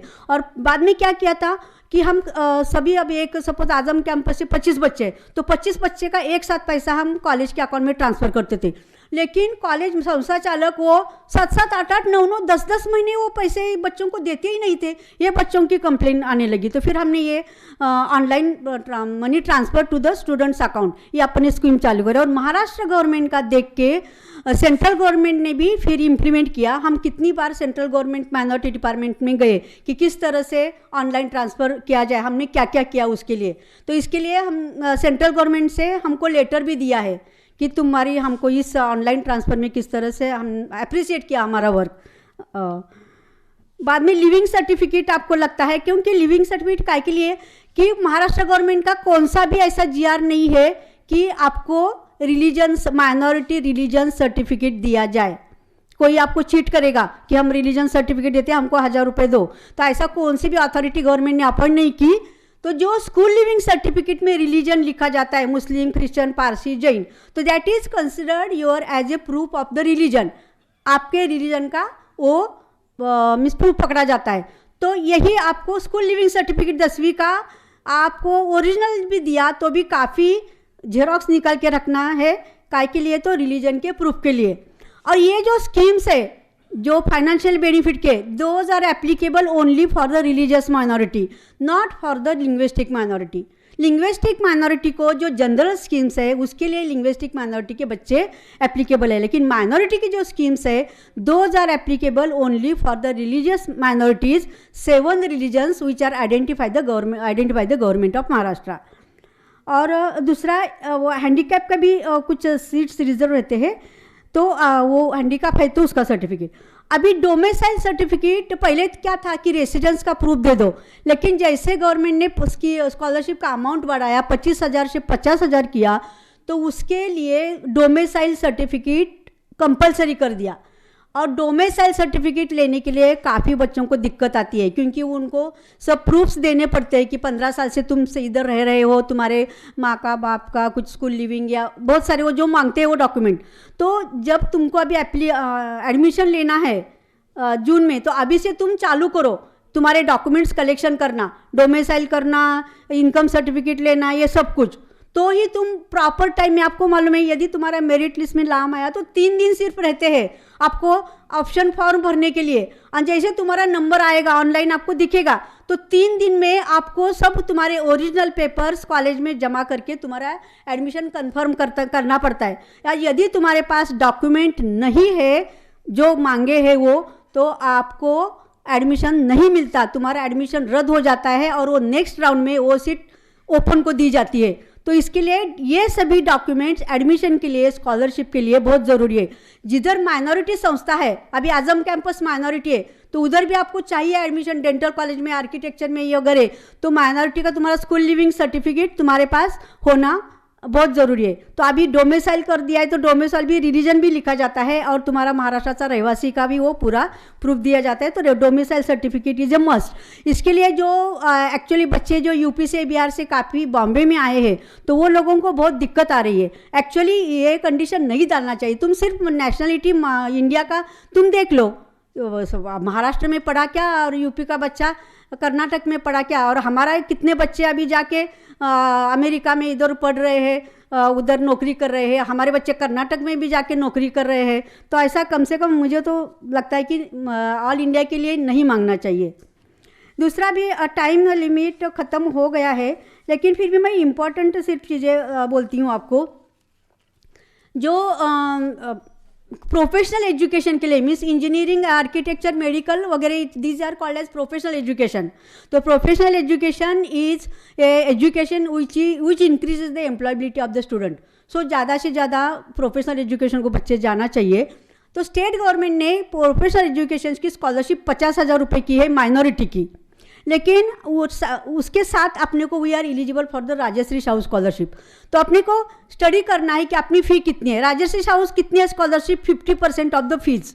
मीन्स तुम्हारी मेडिकल की फ़ीस सपोज पी ईनामदार साहब ने रखी है 3 लाख, यदि तुम राजर्षि साहू को अप्लाई करोगे तो आपको 1.5 लाख रुपए स्कॉलरशिप से मिलेंगे, और तुम माइनॉरिटी के लिए अप्लाई करोगे तो आपको 50,000 ही मिलेंगे। लेकिन सपोज तुम्हारी 50,000 रुपये फ़ी है दूसरे कौन से कोर्स की, यदि तुम राजर्षि साहू को करोगे तो आपको 25,000 स्कॉलरशिप मिलेगी, लेकिन तुम माइनॉरिटी को करोगे तो आपको 50,000 स्कॉलरशिप मिलेगी। तो एनजीओ का यही मीन्स ड्यूटी है कि आप स्टडी करो सब स्कॉलरशिप स्कीम्स और बच्चों को गाइड करो कि तुम कौन से स्कॉलरशिप के लिए अप्लाई करो, क्योंकि सिर्फ एक ही स्कॉलरशिप के लिए बच्चा एलिजिबल है। वो तुम ये ले लो, नहीं तो वो ले लो, तो वो ले लो। अभी ओबीसी बच्चा है तो he is eligible for, he और she is eligible for OBC also. OBC भी 50% ऑफ द फीस है, तो माइनॉरिटी के लिए भी एलिजिबल है और ओबीसी के लिए भी एलिजिबल है। तो अपने कॉलेज की फ़ी कौन सी कितनी है? यदि कॉलेज की फ़ीस 60,000 है तो आपको फिर ओबीसी की स्कॉलरशिप लेके फ़ायदा नहीं है, फिर आपको माइनॉरिटी की लेना चाहिए, क्योंकि माइनॉरिटी की 50,000 मिलेगी और ओबीसी की 30,000 मिलेगी। तो आपने हमारा जिसमें फ़ायदा है वो स्टडी करके, वो कॉलेज वाले क्लर्क लोग नहीं बताते, बच्चों को भगाते हैं और उनको उस टाइम को जो साइट चल रही होगी उसी पे बोलते इसमें भर दे, ये टिक क्लिक कर, वो सिलेक्ट कर वगैरह। इसके लिए it is a duty of NGO to guide properly to the student और उनका फ़ायदा ले लो। कि गवर्नमेंट का सचमुच अभी गवर्नमेंट का यही कहना है, कौन सी भी गवर्नमेंट हो, कि पैसे के लिए बच्चे एजुकेशन से डिप्राइव नहीं रहना चाहिए।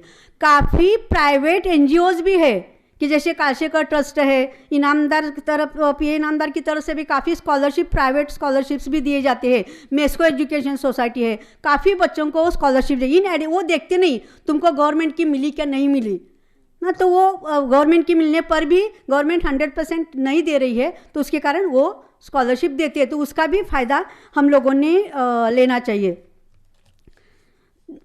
वेबसाइट तो सब दिखाई मैंने। एक ही मुझे बात बोलना है कि फॉरेन एजुकेशन की जो स्कॉलरशिप है ना, वो सिर्फ 27 बच्चों को देने वाले हैं, तो उसमें आपको क्या क्या इनकम लिमिट उन्होंने 8 लाख का 8 लाख का, हमारे बहुत बच्चे इसमें कम जाते हैं। इसका भी देखो होने वाला ऐसा कि ज़्यादा से ज़्यादा फ़ायदा जैन कम्युनिटी लेने वाली है, क्योंकि पहले कोटा दिया जाता है, मुस्लिमों को 15, जैन को इतना, क्रिश्चियन को इतना, अमुक इतना, लेकिन जब एप्लीकेशन स्टूडेंट हो जाती है, 15 एप्लीकेशन मुस्लिमों के नहीं आए, मुस्लिमों की 5 ही आए, तो 10 रिमेनिंग स्कॉलरशिप जो अपने को एप्लीकेशन आया है उसे गवर्नमेंट देती है। हॉस्टल का भी मैंने जैसे बताया कि माइनॉरिटी हॉस्टल में मुस्लिम लड़कियों के एप्लीकेशन न आने के कारण हम लोग फिर बाद में सब राउंड ख़त्म होने के बाद लास्ट जो एप्लीकेशन है उस एप्लीकेंट को वो सीट दी जाती है, क्योंकि क्यों गवर्नमेंट खाली रखेगा। उसके कारण भी ये जो हमारे आईटीआई के और पॉलिटेक्निक की जो रिजर्व सीट्स है माइनॉरिटी की, वो नॉन माइनॉरिटी को भी जा रही है due to lack of knowledge. तो एक मुझे बहुत फॉरेन स्कॉलरशिप का अभी आप फ़ायदा लेना, इस साल से वो इम्प्लीमेंट हो गई है। तो thank you very much. Short में मैंने सब बता दिया है। टर्म्स कंडीशन, आपको जो किताब दी है वो आप पढ़ो, कल अपने वो 10 रुपये की किताब ले लेना, पूरा डिटेल्स टर्म्स कंडीशन क्या क्या है वो सब दिया है। लेकिन लड़कियों के लिए खाना रहना सब फ्री है, तो लड़कियों को बढ़ावा दे दो एजुकेशन के लिए, इतना ही मुझे बोलना है। Thank you.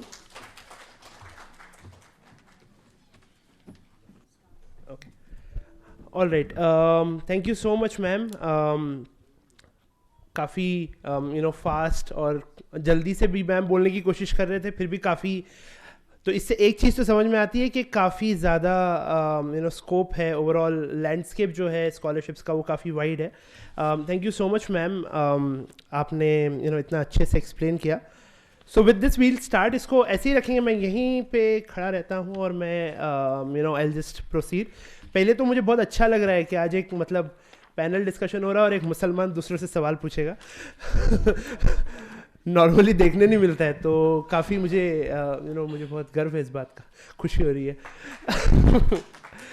सो प्रवीण, मैं आपसे शुरू करता हूँ। इससे पहले कि हम पैनल में जाए और मैं आप लोगों के ऊपर तीखे सवाल जो है वो पॉइंट करूँ, मुझे आपसे थोड़ा जानना है। मैं थोड़ा सा प्रवीण के बारे में ये बता दूं कि स्कॉलरशिप्स ऑन ग्राउंड किस तरह से इम्प्लीमेंट होती है और क्या चैलेंजेस होते हैं, स्पेशली जो लो इनकम कम्युनिटी के बच्चे हैं उनके लिए। उसमें प्रवीण का एक्सपर्टीज़ और काम है, आज से नहीं पिछले 10 साल से प्रवीण का काम उसमें रहा है।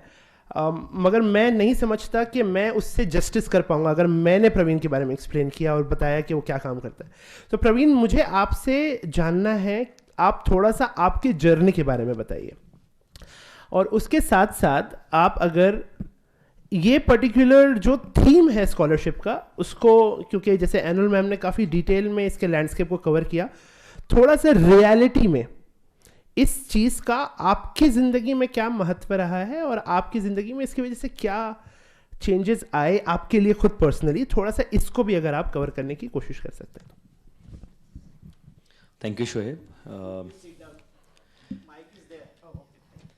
सो प्रथम तर इला मॅम आणि शोएब तुमच्या दोघांचे आभारी आहे की तुम्ही ह्या पॅनलवर बोलण्याची संधी दिलीत. मी SP ला असताना दलवाई सर आणि दाभोळकर सरांवर एक कार्यक्रम घेतला होता आणि त्यापासून सरांची प्रेरणा होती, त्यामुळे इथे येणं हे माझ्यासाठी मोठं प्रिव्हिलेज आहे. अत्तार मॅडमनी ज्या प्रकारे सगळी माहिती दिली, म्हणजे she is an encyclopedia, the way she and her experience is a lot. म्हणजे मला आनंद आहे की त्यांना या कार्यक्रमात बोलवण्यात आलं, कारण की जेणेकरून कुठल्या योजना आहेत ते लोकांपर्यंत पोचतील. येस, शोएबचा प्रश्न होता की जर्नी आणि त्यातून मग ह्या टॉपिकचा रेलेव्हन्स काय आणि how can Praveen Nikam is on this panel, तर हा तुझा प्रश्न. पण दोन महत्त्वाच्या गोष्टी, म्हणजे मी मूळचा साताऱ्याचा आहे. माझे वडील आणि आई लँडलेस फार्मर्स, काहीच करण्याची संधी नव्हती म्हणून चाकण MIDCला मायग्रेट झाले. तिथे मिळालेली पहिली संधी चाकणमध्ये आणि मग नंतर Hindustan antibiotics company. Hindustan antibiotics is a classic case how to ruin and bankrupt a successful PSU. त्याचे तर तिथले माझे वडील एचएमधले एक कामगार, आणि त्यांना शिक्षण घेताना आलं, त्या दोघांच्याही अडचणी होत्या, तर त्यांना साहजिक होतं की बाबा मुलाने शिक्षण घ्यावं आणि सगळं करावं, आणि त्यातून मग समहाव कंपनी चालत नव्हती, मग फिनेल विकणं, आई डबे बनवायचे, मी पेपर वाटायचो. हा आमचा सुरुवातीचा प्रवास. 10वीचं शिक्षण होतं, 11वी-12वी आमच्या हिंदुस्थान अँटिबायोटिक्सच्या वर्कर्स युनियनच्या माध्यमातून मिळणाऱ्या स्कॉलरशिपवर झालेला खर्च, आणि त्याच्यानंतर पुढे फिनान्शियल सस्टेनेबिलिटी काय, साहजिकपणे मोबिलिटी कशी होणार आहे, सोशल मोबिलिटी अपवर्ड कशी जाईल, तर आपण असा कुठला तरी कोर्स करावा जेणेकरून आपल्याला नोकरी मिळेल. आणि त्या दरम्यान सगळ्या कामगारांची पोरं हे इंजिनिअरिंगचं स्वप्नच बघत होते. मग त्या मुलांमध्ये तशा प्रकारच्या कॉम्पिटन्सीज त्यांच्या शाळांनी शिकवल्या की नाही हा प्रश्न होताच. तरीही त्या पूर्ण गटात मी पण होतो की चला आता काहीच नाही, आपल्याला इंजिनिअरिंगच करायचं आहे, कसे तरी थोडेफार पैसे उभे करून मग इंजिनिअरिंगचं ॲडमिशन. आणि त्या दरम्यान HHच्या कामगारांची आलेली क्रायसिस आणि मला झालेलं आयुष्याचं रिअलायझेशन, आणि त्यातून सेकंड इयरला इंजिनिअरिंगचं शिक्षण सोडून पुढे काय, तर मग असं लक्षात आलं की पुण्यात शिक्षण करायला हवं, पुणे शहरात जाऊयात. कुठलं कॉलेज, कसा अर्ज करायचा हे माहीत नव्हतं. मला खूप सोप्या पद्धतीने एका कॉलेजमध्ये ॲडमिशन मिळालं, त्याचं नाव SP कॉलेज.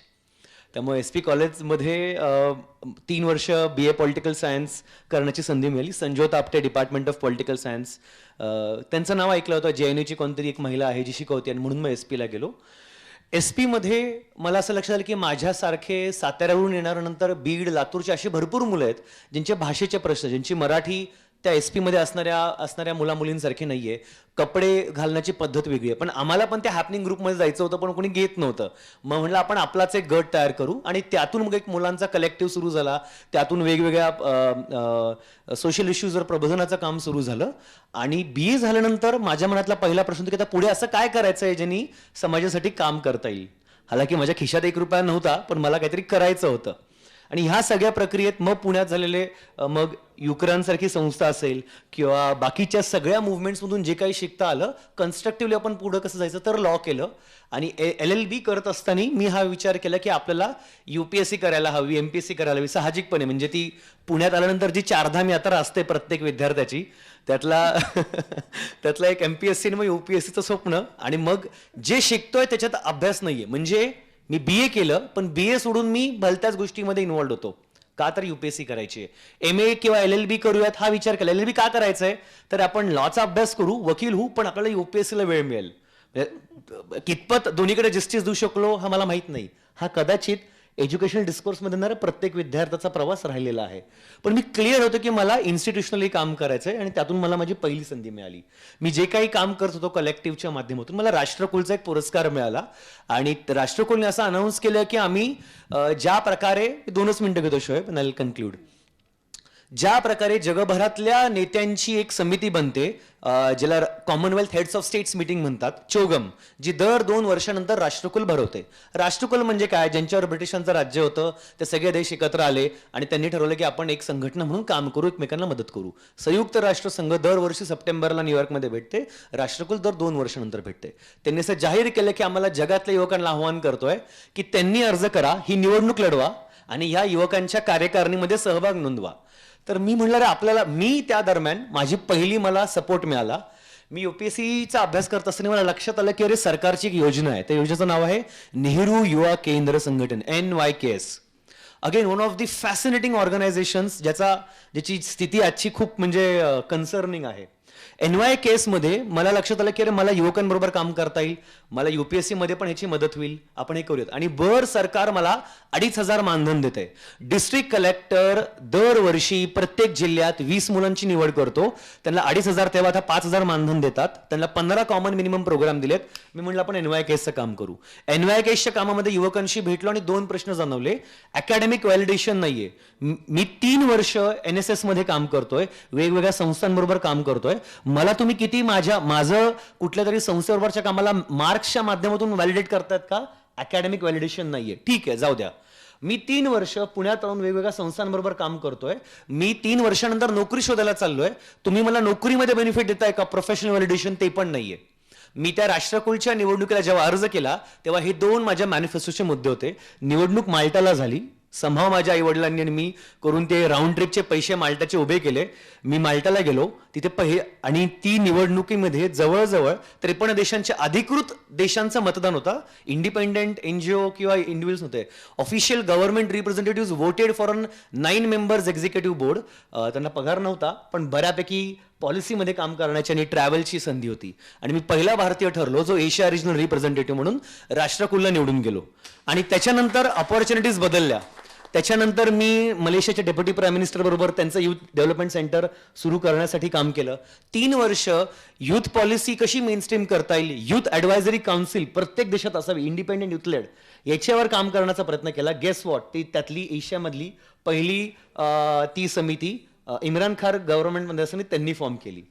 ती इंडिपेंडेंट होती की नाही ह्याच्यावर प्रश्नचिन्ह आहेत पण फॉर्म झाली. भारत सरकारने निर्णय घेतले की आम्ही पण अशा प्रकारची समिती फॉर्म करू. इम्प्लिमेंटेशन डेफिनेटली चॅलेंजेस आहेत. म्हणजे मॅडमनी जेव्हा योजना सांगितल्या मला लक्षात आलं की सरकार काम करतंय पण इम्प्लिमेंटेशनवर चॅलेंज, आणि तेच कदाचित मला चॅलेंजेस वाटले पॉलिसी इम्प्लिमेंटेशनवर जेव्हा राष्ट्रकुलच्या माध्यमातून काम केलं. आणि LLB करत असताना काही देशांचा प्रवास, त्यातून केलेल्या कामावर झांबिया नावाच्या या आफ्रिकेतल्या एका देशाला निवडणूक निरीक्षक म्हणून वयाच्या 25व्या वर्षी मला काम करण्याची संधी मिळाली. 17 लोकांचं इंटरनॅशनल इलेक्शन ऑब्झर्व्हर मिशन राष्ट्रकुलचं. का तर झांबिया आजही त्या क्विंगशिपला मानतं. भरपूर देशात, कॅनडामध्ये पण प्रमुख त्यांची इंग्लंडचा राजा असंच आहे सगळं ते. तर मग पण एनिवेज तो एक्सपिरियन्स खूप चांगला होता. भरपूर काही शिकता आलं आणि तो एक्सपिरियन्स माझ्या पूर्ण ह्याच्यात आला.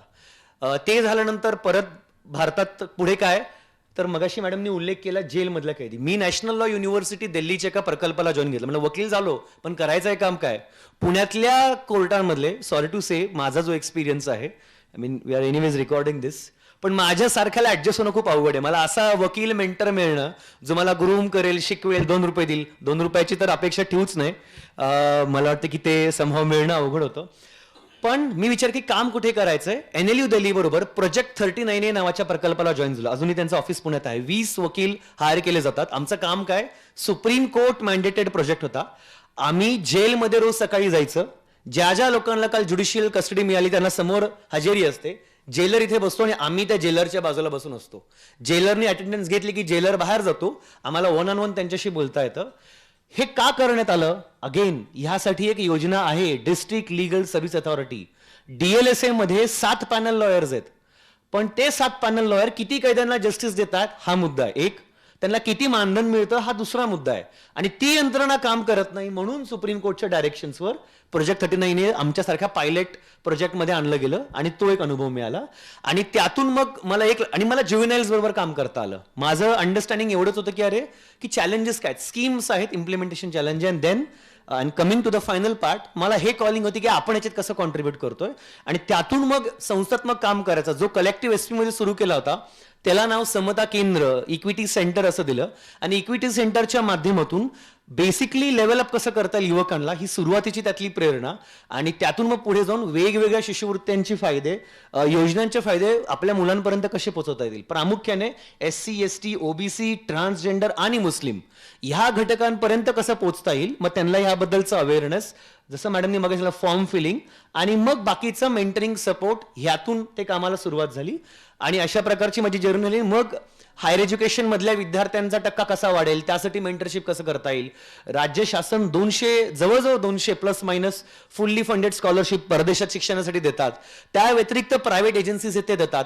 त्याच्यात मग SC ST OBC ट्रान्सजेंडर आणि मुस्लिम मुलांची संख्या किती आहे हा प्रश्नचिन्ह होता. याच्यावर कामाला सुरुवात केली. म्हणजे मला सांगते आनंद होतोय मागच्या 2 वर्षात मी एकही आकडा म्हणजे तुम्ही व्हेरीफाय करू शकाल, 2 वर्षात आम्ही 10 कोटी स्कॉलरशिप अमाऊंट मोबिलाइज करू शकलो in helping students get those. So अशा प्रकारची माझी NYKS, मग राष्ट्रकुल आणि त्याच्यानंतर मग समता सेंटरच्या माध्यमातूनचा एक प्रवास राहिलेला आहे. ऑसम. बहुत बहुत शुक्रिया प्रवीण. मैं इसलिए चाह रहा था कि प्रवीण शेयर करें इनके बारे में क्योंकि Praveen is a product of multiple scholarships. अलग अलग स्कॉलरशिप अलग अलग लेवल पे सही टाइम पे एक्सेस अगर किया तो एक रिजल्ट. तो अगर आप थोड़ा सा खाली इसमें ये ऐड करें बिफोर वी गो हेड कि आप लंदन स्कूल ऑफ इकोनॉमिक्स कैसे पहुंचे. बरोबर. ते सांगायचं राहून गेलं. या सगळ्याच्या कामाची दखल घेत असं लक्षात आलं की मी 2012 मध्ये डॉक्टर बाबासाहेब आंबेडकरांचा पुतळा लंडन स्कूल ऑफ इकॉनॉमिक्समध्ये असा फोटो बघितला होता. तर माझं उच्च शिक्षणाचं स्वप्न तिथे ठरलं की का जायचं LSE तर बाबासाहेबांचा पुतळा तिथे जाऊन आपल्याला बाजूला फोटो काढायचा आहे, हे माझं स्वप्न. आणि मग ते करण्यासाठी काय करता येईल तर म्हणलं आधी आपण शिक्षण घेऊ. आपण जो डिस्कोर्स शिकतोय, मला उच्च शिक्षण घ्यायचं खूप चांगली गोष्ट आहे, पण मी ज्या लोकांना त्यावेळेस भेटलो आणि मी हे म्हणजे भेटायचो, संस्था असतील, लोक असतील, की त्यांनी त्यांच्या प्रवासात कशा प्रकारचं उच्च शिक्षण घेतलंय. तर ग्रॅज्युएशन झाल्यानं लगेच उच्च शिक्षण घ्यायचं का, तर मी ठरवलं की असं अजिबात करू नये. आपण ग्रॅज्युएशन पूर्ण करू, डोमेन एक्सपर्टीज बिल्ड करू, काम करू, त्याच्यात धडपडू, शिकू, फेल होऊ, फेलियर इज ऑल्सो ओके, आणि मग कॉम्पिटन्सी बिल्ड करून जावं. आणि मग 2012ला बघितलं स्वप्न 2020ला पूर्ण झालं. मला ब्रिटन सरकारच्या माध्यमातून चेवनिंग स्कॉलरशिप मिळाली. चेवनिंग स्कॉलरशिप दरवर्षी 40 मुलांची निवड करतात जे डेव्हलपमेंट सेक्टरमध्ये काम करतील किंवा कॉन्ट्रीब्यूट करण्याची इच्छा त्यांचं काम झालेलं आहे. मला त्याबद्दल सांगणारं कोणी नव्हतं. मला ऑनलाईन जे काही थोडंफार माहिती मिळाली त्यातून मी अर्ज केला आणि माझी निवड LSEच्या स्कॉलरशिपला झाली. 1 वर्षाची प्रक्रिया आहे. तुम्हाला आधी विद्यापीठाला अर्ज करावा लागतो आणि मग स्कॉलरशिपला वेगळा. मला जवळजवळ 45 लॅक्सची स्कॉलरशिप मिळाली, ज्यात मला इथून एअर कॉस्ट लंडन, सेंट्रल लंडनमध्ये राहण्याचा खर्च हा जवळजवळ महिन्याचा 1 लाख रुपये. मी कमीच सांगतोय. म्हणजे ज्या एका विद्यार्थ्याला बीड, लातूर, नांदेडच्या पोराला पुण्यातून ज्या अडचणी येतात, एक्झॅक्टली सेम, काहीच फरक नाही, सेम चॅलेंजेस लंडनमधल्या भारतातून जाणाऱ्या मुलाचे आहेत. तर मग राहण्याचा खर्च, जेवणाचा खर्च, प्रवास खर्च असा जवळजवळ मला काहीतरी 1,30,000 पाऊंड्समध्ये 1,300 पाऊंड्स अशा प्रकारचे मिळायचे. 1.5 लाख रुपये प्रत्येक मुलाला मिळतात, हे माझं अंडरस्टँडिंग होतं. आणि ऍडमिशन LSEला मिळालं. त्यामुळे बाबासाहेबांबरोबर फोटो काढायचं जो स्वप्न होतं ते पूर्ण तर झालंच, पण मी माझं मास्टर्स केलं ह्युमन राईट्स अँड पॉलिटिक्समध्ये. आणि दुसरं कारण कदाचित मला मॅडम आणि शोएबनी या कार्यक्रमात बोलवलं, माझं डेझर्टेशन होतं, याचा उल्लेख मॅडमने केला, ghettoization. So ghettoization of social and economic ghettoization of minorities. आणि ज्या भारतामध्ये क्रिमिनलची भाषाच बदलली जाते. क्रिमिनल आहे कोण हे स्टेट ठरवायला लागलंय की क्रिमिनलला डिफाईन कसं करायचंय आणि त्याला लिगल एडचे काय ऑप्शन्स दिले गेलेत. तर याच्यावर माझं डेझर्टेशन होतं, ज्याला मला LSE मध्ये डिस्टिंक्शन मिळालं. आणि यातून एक डोक्यात कल्पना होती की मी ज्या समाजातून येतो आणि त्यातून असलेले माझं एक अंडरस्टँडिंग समाजाचं, जे पुण्यात राहून बिल्ड झालं, पुण्यात आलेले अनुभव, आणि मग मी नक्की कशा प्रकारे कॉन्ट्रीब्यूट करणार आहे. त्यातून मग असा एक उपक्रम आपण डेव्हलप करूयात का, अफर्मेटिव्ह ॲक्शन, जो माझ्याबरोबर माझ्या सहकारीज, मी ज्या मुवमेंट बरोबर अलाय करतो अशा मुवमेंटला स्त्रंदन करेल. आणि मग समता आणि त्याची एक पूर्ण वाटचाल दिली. आणि मी असं म्हणत नाही मी एकट्या, माझ्यासारखे काम करणारे असंख्य आहेत. मी प्रामुख्याने एका व्यक्तीचं नाव उल्लेख केलं, ज्याचं नाव आहे अनुप कुमार, जे नालंदा अकॅडमी नावाची अकॅडमी वर्ध्याला चालवतात. हा माणूस या मुव्हमेंटचा अनसंग हिरो आहे, ज्याला जगाला माहित नाही, मीडियामध्ये 2 वाक्य साधी कोणी लिहिली नाहीयेत, जो 10 वर्षांपासून वर्ध्याला हे काम करतोय. त्यांची प्रेरणा आहे, जेणेकरून माझ्यासारखे असंख्य मुलं अशा प्रकारचं काम करण्याचं स्वप्न बघतात. Thank you so much Praveen. Ma'am, मेरा अगला सवाल आपसे है. आपने बताया कि सबसे बड़ा जो चैलेंज है किसी भी स्कॉलरशिप के लिए, प्रवीण ने भी इसकी बात की, वो इम्प्लीमेंटेशन के बारे में बात हुई और आपने डॉक्यूमेंट्स के बारे में बात की. तो स्पेसिफिकली अगर हम लोग मुस्लिम्स की अगर बात करें तो मैं चाहता हूँ कि हम लोग एक लेयर नीचे जाएं थोड़ा, क्योंकि जहाँ स्कॉलरशिप की बात आती है, चैलेंज डॉक्यूमेंटेशन हम लोग बताते हैं कि मेजरली है. मैम, मैं ये चाहता हूँ कि आप इतने एक्सपीरियंस्ड हैं, आपने इतने सारे लोगों को मदद की है, आप ये बताएं कि ये डॉक्यूमेंटेशन चैलेंज क्यों है और इसके रूट कॉज आपको कहाँ दिखते हैं. एंड सिमिलरली वंस एक बार मैम रिस्पॉन्ड कर दें, मैं चाहता हूँ प्रवीण इसके बाद आप भी इस क्वेश्चन के बारे में थोड़ा सोचें और इस पर आप भी रिस्पॉन्ड करें कि ये क्यों है इतना बड़ा चैलेंज आपके हिसाब से. डॉक्यूमेंट्स का मुस्लिमों के लिए प्रॉब्लम क्यों आता है, क्योंकि एजुकेशन मेन, पेरेंट्स एजुकेटेड नहीं है. डॉक्यूमेंट्स बनाना है तो किधर जाना है, कैसे बिना बनाना है, एप्लीकेशन लिखना भी है तो वो कैसे लिखना है, ये नहीं पेरेंट्स को मालूम है. और हमारे NGO सेंसिटिव सचमुच नहीं है. हम बोलते हैं हम काम करते हैं, लेकिन कितने सारे NGO मैं देखती हूँ खुद को कुछ प्रोजेक्ट से पैसे कमाने के लिए काम करते हैं. सचमुच आपको काम करना है तो सचमुच आप बैठिए, शाम को 2 घंटे बच्चों को पेरेंट्स को गाइडेंस कीजिए ये कीजिए। और दूसरा ये भी एक है कि गवर्नमेंट ऑफिसर में भी ऑफिसर का भी जो नज़रिया है ना माइनॉरिटी की तरफ देखने का, वो भी थोड़ा है। डेफिनेटली मैंने भी ऑब्जर्व किया है, क्योंकि जब मैं मंत्रालय में काम करती थी ना, तो सपोज एक स्कीम अपने को इम्प्लीमेंट करना है तो स्कीम बनाई जाती है, फिर वो स्कीम की फाइल LNJD में जाती है, फिर उसके बाद में फाइनेंस डिपार्टमेंट में जाती है, सोशल जस्टिस में जाती है, सभी डिपार्टमेंट का अप्रूवल, फिर सपोज हायर एजुकेशन के लिए इम्प्लीमेंट करना है तो हायर एजुकेशन को जाती है। तो फाइल ये सभी डिपार्टमेंट में घूम के फिर वापस माइनॉरिटी को आएगी, फिर वो स्कीम बनेगी। तो हर डिपार्टमेंट में अपनी माइनॉरिटी की फाइल गई कि इमीडिएटली नहीं होती थी। अभी मैं जॉइंट सेक्रेटरी बोले तो IAS की नीचे की हाईएस्ट पोस्ट जॉइंट IAS की भी फर्स्ट पोस्टिंग जॉइंट सेक्रेटरी होती है। मैं खुद पर्सनली जाके ऑफिसर के पास बैठती थी कि ये हमारी फाइल है, ये जल्दी क्लियर करो, ये क्लियर करो। और फिर जब पर्सनली फॉलोअप जाके पर्सनली मैं जाके उधर ऑफिसर के पास बैठती थी, तो पर्सनली बैठने के बाद थोड़ा चेंज हो जाता है एटीट्यूड, और मीन्स फाइल्स क्लियर हो जाती है। तो ये भी जो दृष्टिकोण है, एक आधा हमारा दाढ़ी वाला आदमी गया, एक आधी बुर्खा पहन के औरत गई, तो वहाँ का क्लर्क से लेके तहसीलदार तक सब वो ऑब्जेक्शन निकालने, तुम्हारे पास ये नहीं, तुम्हारे पास वो नहीं, तुम्हारे ये कागज़ नहीं, वो ऐसा नहीं, वैसा नहीं। ये एक मेन प्रॉब्लम। दूसरा प्रॉब्लम क्या है कि जो हमारे जो नाम रहते हैं मुस्लिमों के, तो वो नाम लिखने में इतने पेरेंट्स हमारे इतना पागलपन, सच्चे क्या करूँ, मुझे तो बहुत गुस्सा भी आता है और बुरा भी लगता है। एक जगह स्पेलिंग लिखेंगे, मोहम्मद है तो एक जगह MAH करेंगे, दूसरी जगह MOH करेंगे, आधार कार्ड में एक नंबर, एक नाम, स्कूल लिविंग में एक नाम, फिर उधर एक स्पेलिंग। तो फिर वो ऑफिसर तहसीलदार भी फिर वो तुमको हैरेसमेंट करता है, बोलते पहला ये करेक्शन करके रहो, फिर वो बर्थ सर्टिफिकेट में अलग स्पेलिंग, तो फिर वो जाके नगर पालिका में जाओ, वहाँ से दुरुस्त में कितना दिक्कतें हो जाती है। तो पहले से भी पेरेंट्स ने भी और आपने भी ये पेरेंट्स को काउंसलिंग करना चाहिए कि जो तुम नाम लिख रहे हो वो मराठी में देवनागरी में रहता है और इंग्लिश में भी रहता है, तो जो स्पेलिंग तुमने तय करे हो तो वो स्पेलिंग तुम सभी डॉक्यूमेंट्स में बच्चे का, तुम्हारे नाम का, पेरेंट्स के नाम का सेम स्पेलिंग लिखो, उसमें बिल्कुल ही चेंजेस मत करो। क्योंकि वो कंप्यूटर भी क्या करता है मालूम है, वो आइडेंटिटी डिफरेंट पकड़ता है। बहुत सारे अभी कंप्यूटराइज होने के बाद यदि आधार कार्ड और कंपेयर किया कंप्यूटर ने, तो एडमिशन के लिए भी, तो वो दो स्पेलिंग अलग है, तो वो कंप्यूटर फिर वो आदमी नहीं है, वो स्टूडेंट वो नहीं करके वो रिजेक्ट कर जाता है, उसका पूरा डेटा भी रिजेक्ट हो जाता है।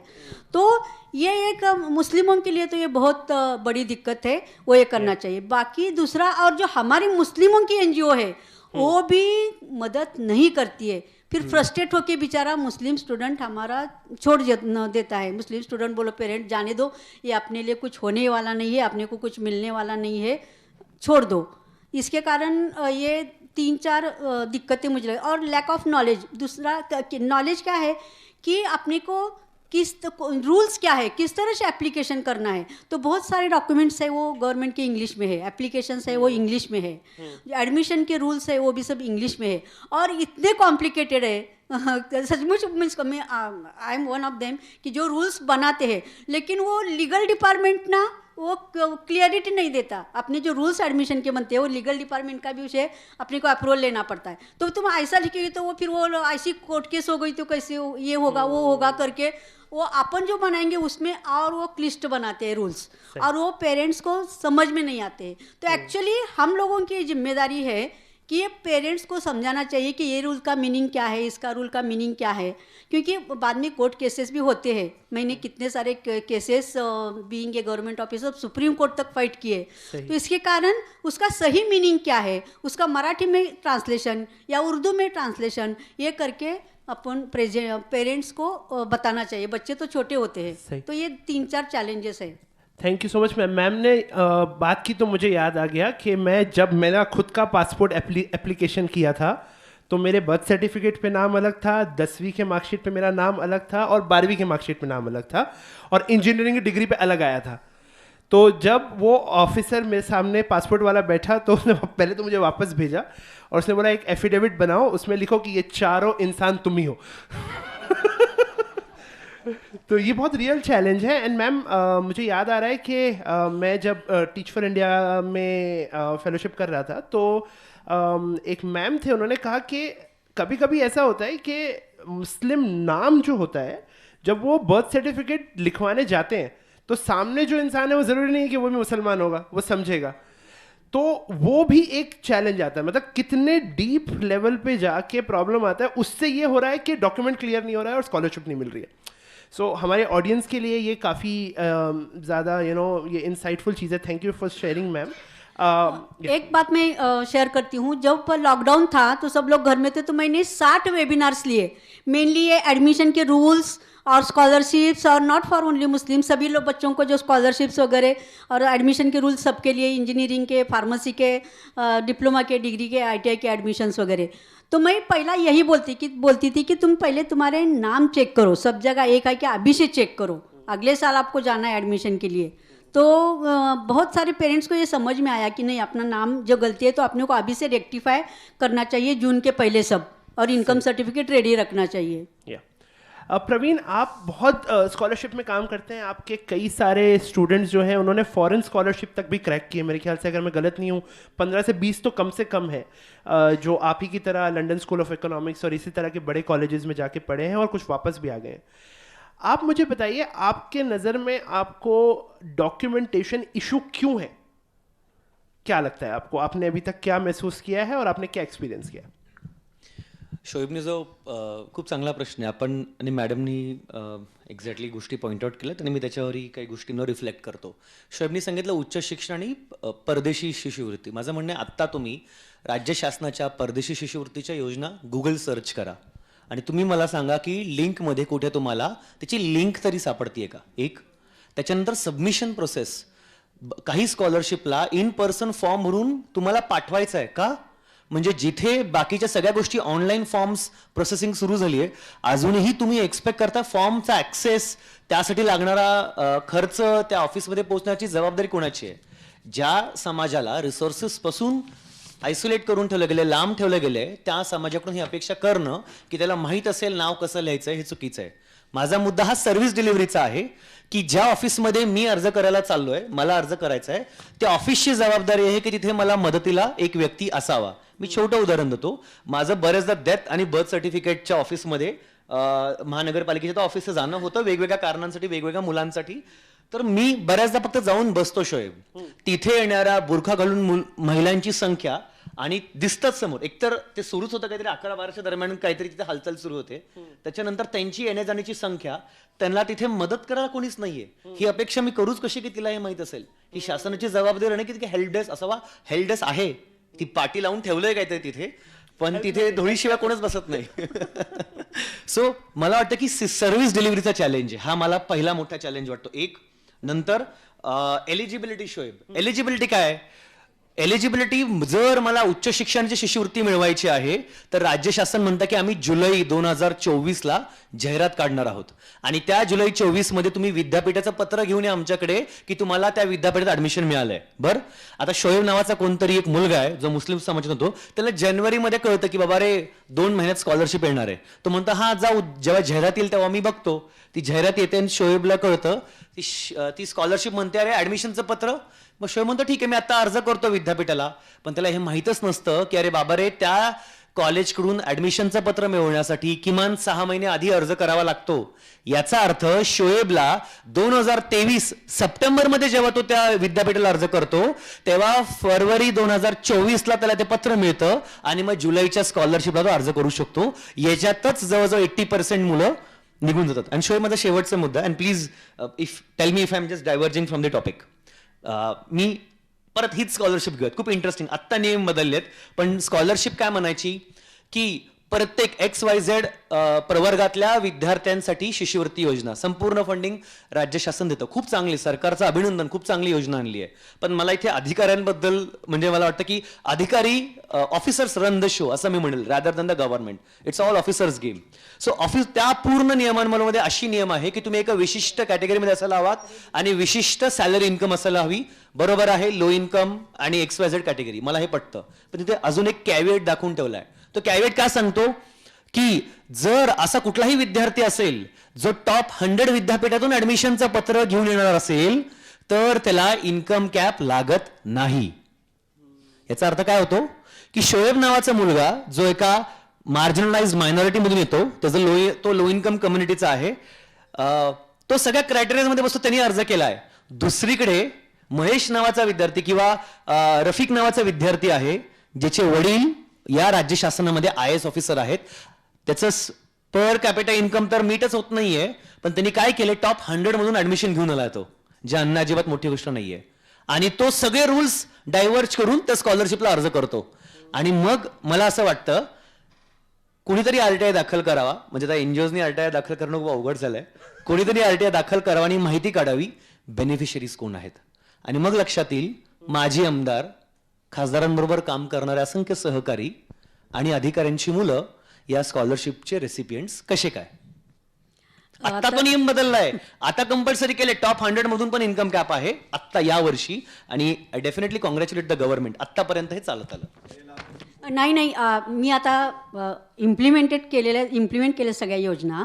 फक्त SC आणि ST योजना आहे ना, त्यांना इन्कमचं कॅप नाही आहे. पण बाकी ज्या जनरल पण आपल्या ओपनसाठी पण परदेशी शिष्यवृत्त्या आहेत, त्याला 20 लाखाचा कॅप आहे. आणि युनिव्हर्सिटीचं त्यांनी 200पर्यंत QS रँकिंग 200पर्यंत ठेवलेलं आहे. मायनॉरिटीसाठी तरी फक्त 8 लाखाचंच म्हणजे इन्कम लिमिट ठेवलं आहे. माझं तर आहे की आपण मागणी केली पाहिजे, सगळ्या योजना तुम्ही सारख्या करा. आता जे वाघमारे म्हणून सेक्रेटरी होते की जे SC कॅटेगरीचे होते, इव्हन आमच्या टेक्निकल एज्युकेशनला जे डेप्युटी सेक्रेटरी होते मेश्राम म्हणून, तर त्या दोघांच्या मुलांना पण स्कॉलरशिप मिळाली की ज्यांचा पगार महिन्याला 2, 2.5, 3 लाख आहे. तर खूप म्हणजे पेपरमध्ये पण ते SC कॅटेगरी खूप पेपरमध्ये बोंबाबोंब झाली. परंतु त्यांनी काही म्हणजे ती मंत्र्यांच्या ते बडोले होते त्यांच्या मुलीला पण मिळाली होती, ते SC कॅटेगरीचे होते. परंतु बडोलेंनी फक्त ती सरेंडर केली, पण बाकी या अधिकाऱ्यांनी केली नाही.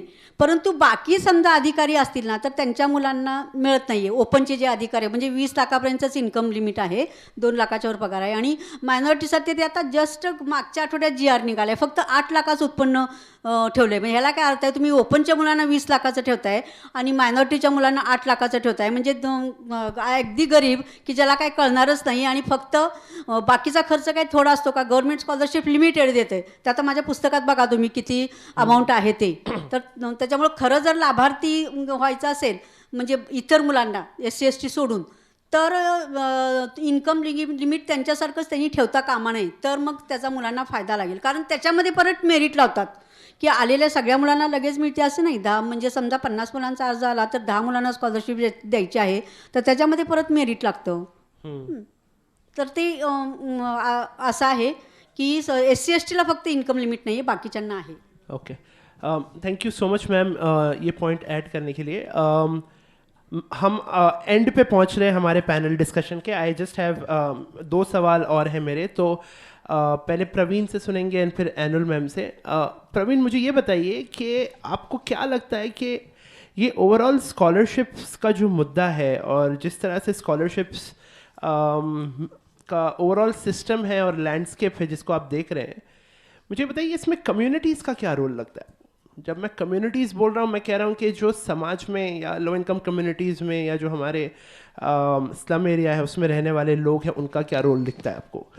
क्या आपको फेथ लीडर्स का कोई रोल दिखता है इसमें? क्या आपको स्पेशली क्योंकि हम मुस्लिमों की बात कर रहे हैं, क्या आपको और दूसरे जो स्टेक होल्डर्स हैं उनका कुछ रोल दिखता है क्या इसमें आपको?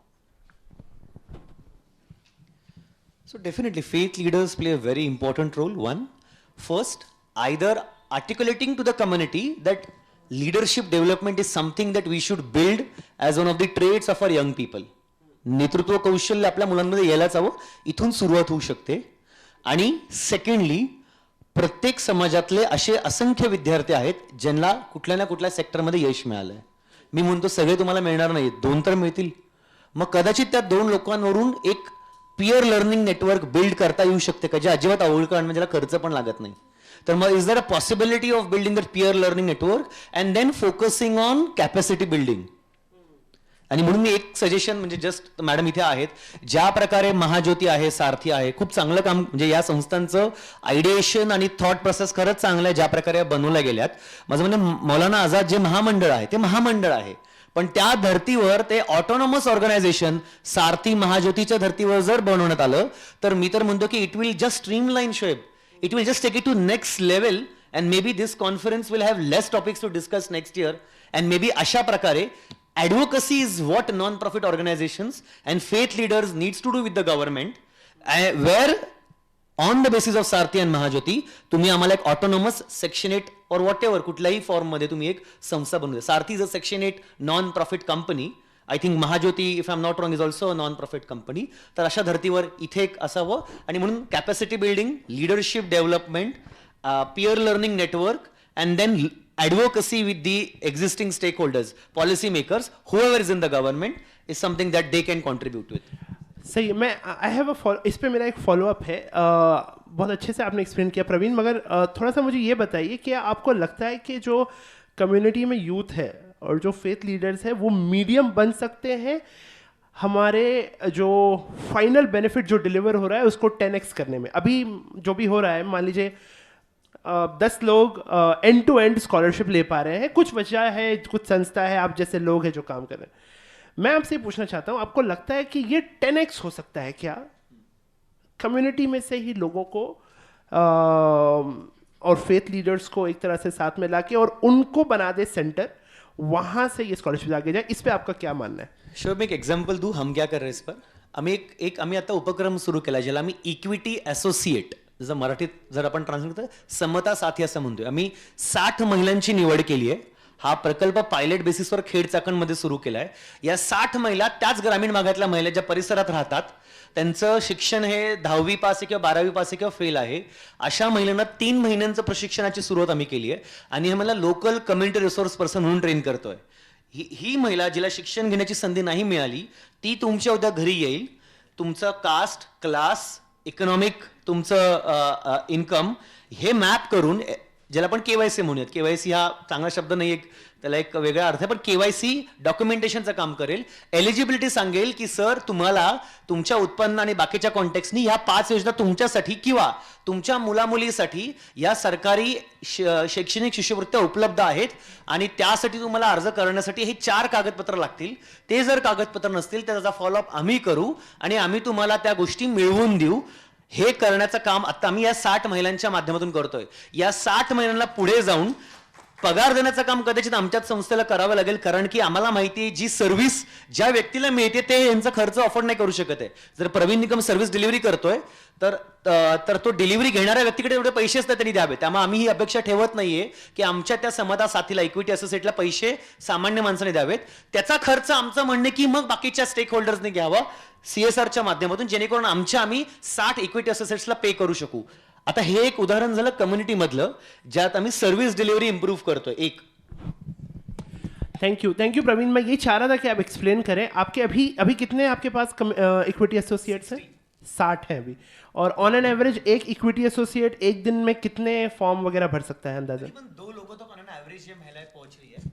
2 people a day, that also because they are still in a learning phase how things work.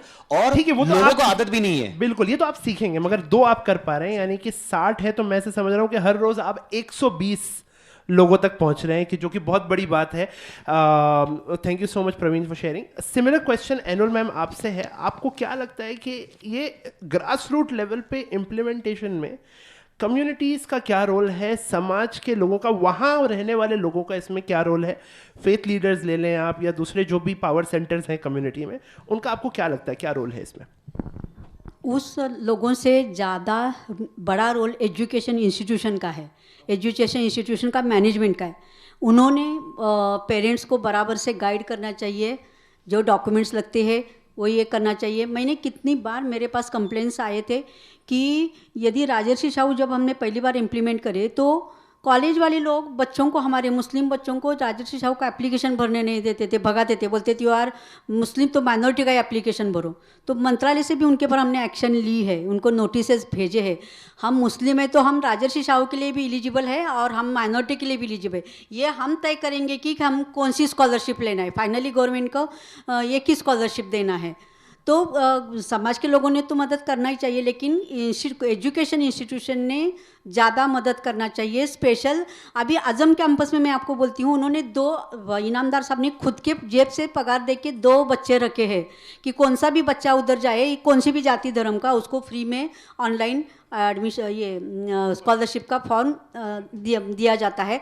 और कम से कम उस कैंपस में हर साल 10 से 25 करोड़ की स्कॉलरशिप ली जाती है, बच्चों के अकाउंट में दी जाती है। पूरा मेहनत उसके लिए मिस इनामदार, पीए इनामदार और आबिदा इनामदार दोनों कर रहे हैं। और अभी काफ़ी 2008 से 2006 से सेंट्रल गवर्नमेंट की pre matric post matric merit कमीज चालू हो गई और 2008 के स्टेट गवर्नमेंट की स्कॉलरशिप चालू हो गई।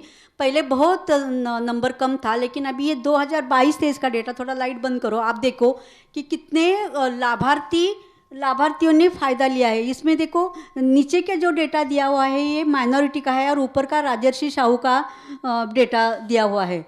देखो राजर्षि, अभी बच्चों को पता चल गया राजर्षि साहू में ज़्यादा फायदा है, तो 19,000, ये पूरा हायर एजुकेशन का महाराष्ट्र का डेटा है, हाँ, नॉट ओनली AK। तो 19,796 बच्चों ने, मुस्लिम बच्चों ने राजर्षि साहू का फ़ायदा लिया।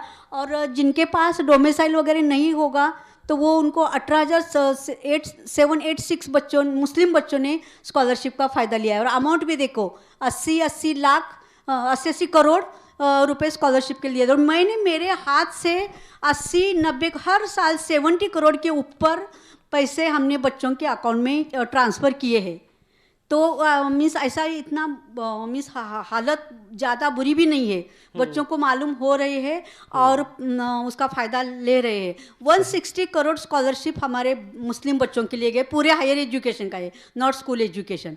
तो ये भी धीरे डे बाय डे, लेकिन इसमें भी अपने को देखना पड़ेगा कि 100% बच्चों को मिली क्या जी, एलिजिबल 100% नहीं मिली है जो एलिजिबल है स्कॉलरशिप के लिए, लेकिन कुछ ना कुछ कारण से उनको नहीं मिले। तो एक आपको बताती हूँ कि स्टार फाउंडेशन जो दानिश लांबे का है, उन्होंने एक मोबाइल वैन रखी है, उधर सब पूरा वाईफाई वगैरह रखा है। और एक आधे कॉलेज ने, संस्था चालकों ने उनको बुलाया, तो वो वैन में उसी दिन पूरा उनका डॉक्यूमेंटेशन भी बना के देते हैं, स्कॉलरशिप का एप्लीकेशन भी भरवा के देते हैं। यदि किसी ने बोला तो नॉमिनल कुछ पर एप्लीकेशन चार्ज करते हैं, क्योंकि उनका भी पेट्रोल खर्चा और बच्चों का पगार वगैरह निकलना चाहिए।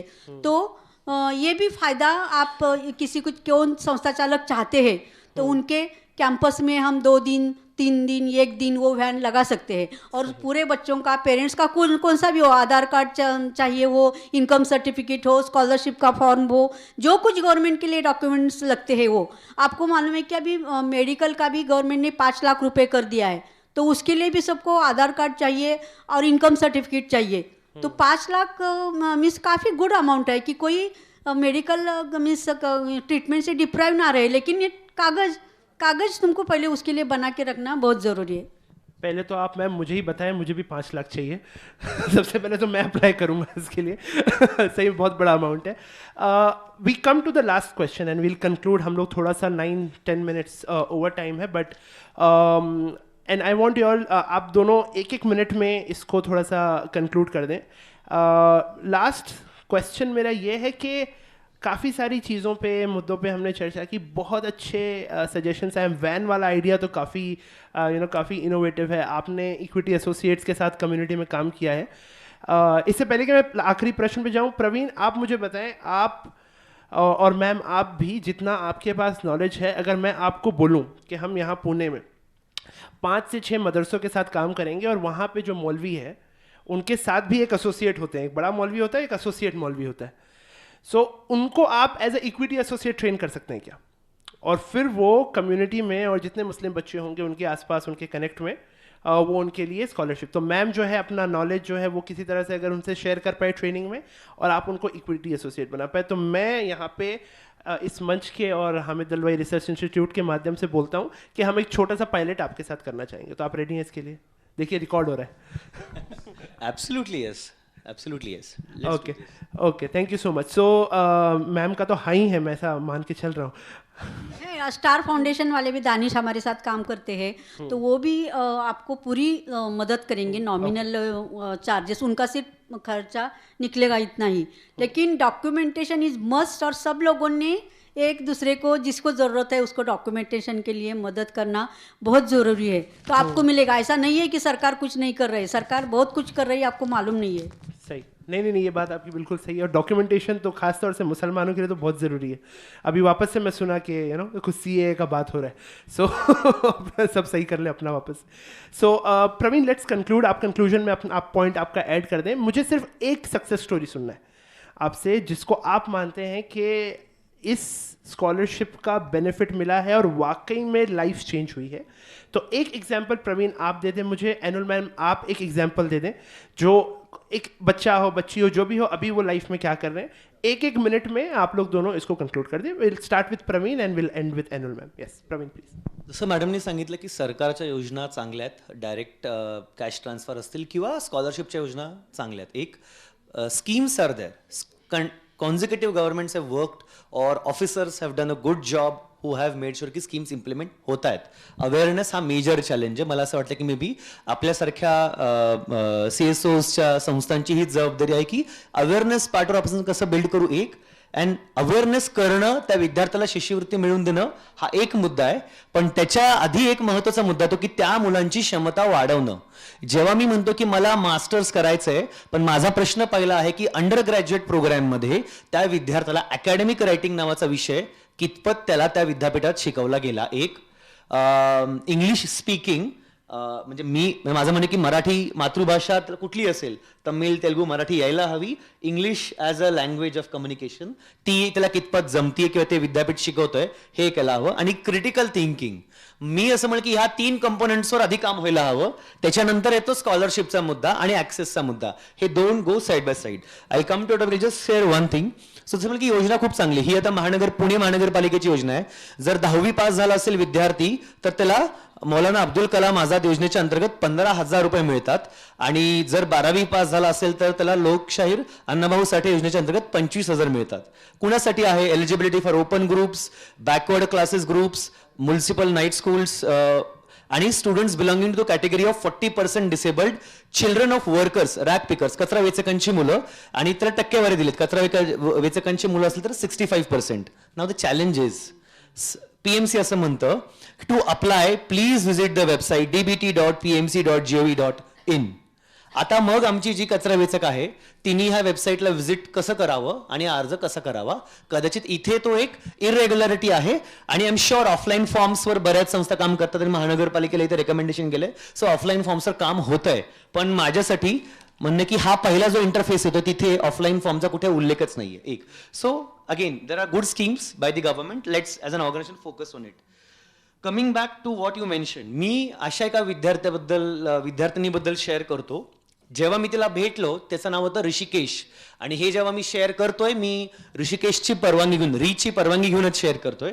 जेव्हा मी त्याला भेटलं त्याचं नाव ऋषिकेश होतं. कालांतराने त्याला कळालं की त्याचं ओरिएंटेशन वेगळं आहे आणि तो वेगळ्या पद्धतीने स्वतःला आयडेंटिफाय करतो, आणि त्यातून ऋषिकेशचा री राऊत असा तो प्रवास होता. आता जेव्हा तो ऋषिकेश पासून री राऊतचा प्रवास करतोय, तो पासून तीचा प्रवास करतोय, हे विचार करा. राज्य शासनाच्या कागदपत्रांमधल्या येणाऱ्या किती अडचणी असतील, त्याला कसं आयडेंटिफाय करणार आहात. पासपोर्ट मधले चॅलेंजेस काय आहेत, म्हणजे आपण सगळे अजूनही बायनरी लॉजिकमध्येच अडकलो की पुरुष किंवा महिला, अशा एका मोठ्या पारलिंगी समाजाकडे तर लक्षच नाहीये.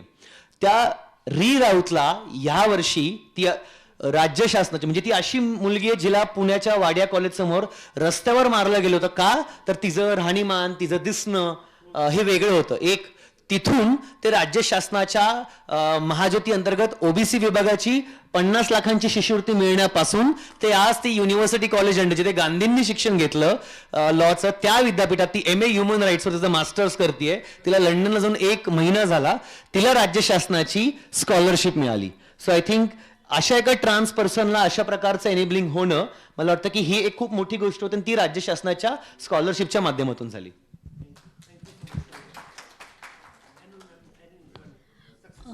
मी 2 मिनिटातच सांगेन. ॲक्च्युली मी माझीच तुम्हाला सक्सेस स्टोरी सांगते. मी एका ट्रॅडिशनल मुस्लिम फॅमिलीमध्ये जन्मले आणि माझे वडील अजिबात कॉलेजला पाठवायला तयार नव्हते. ते म्हणाले की आमच्याकडे पैसाच नाही आहे, कुठं पाठवणार, कसं पाठवणार. पण PB पाटील म्हणून सांगलीचे शांतिनिकेतनचे त्यांचे प्राचार्य, ते पेपरमध्ये माझं नाव वाचून माझे मार्क्स वगैरे बघून 74ला जुनी SSC मी पास झाले, 80% पास झालेले.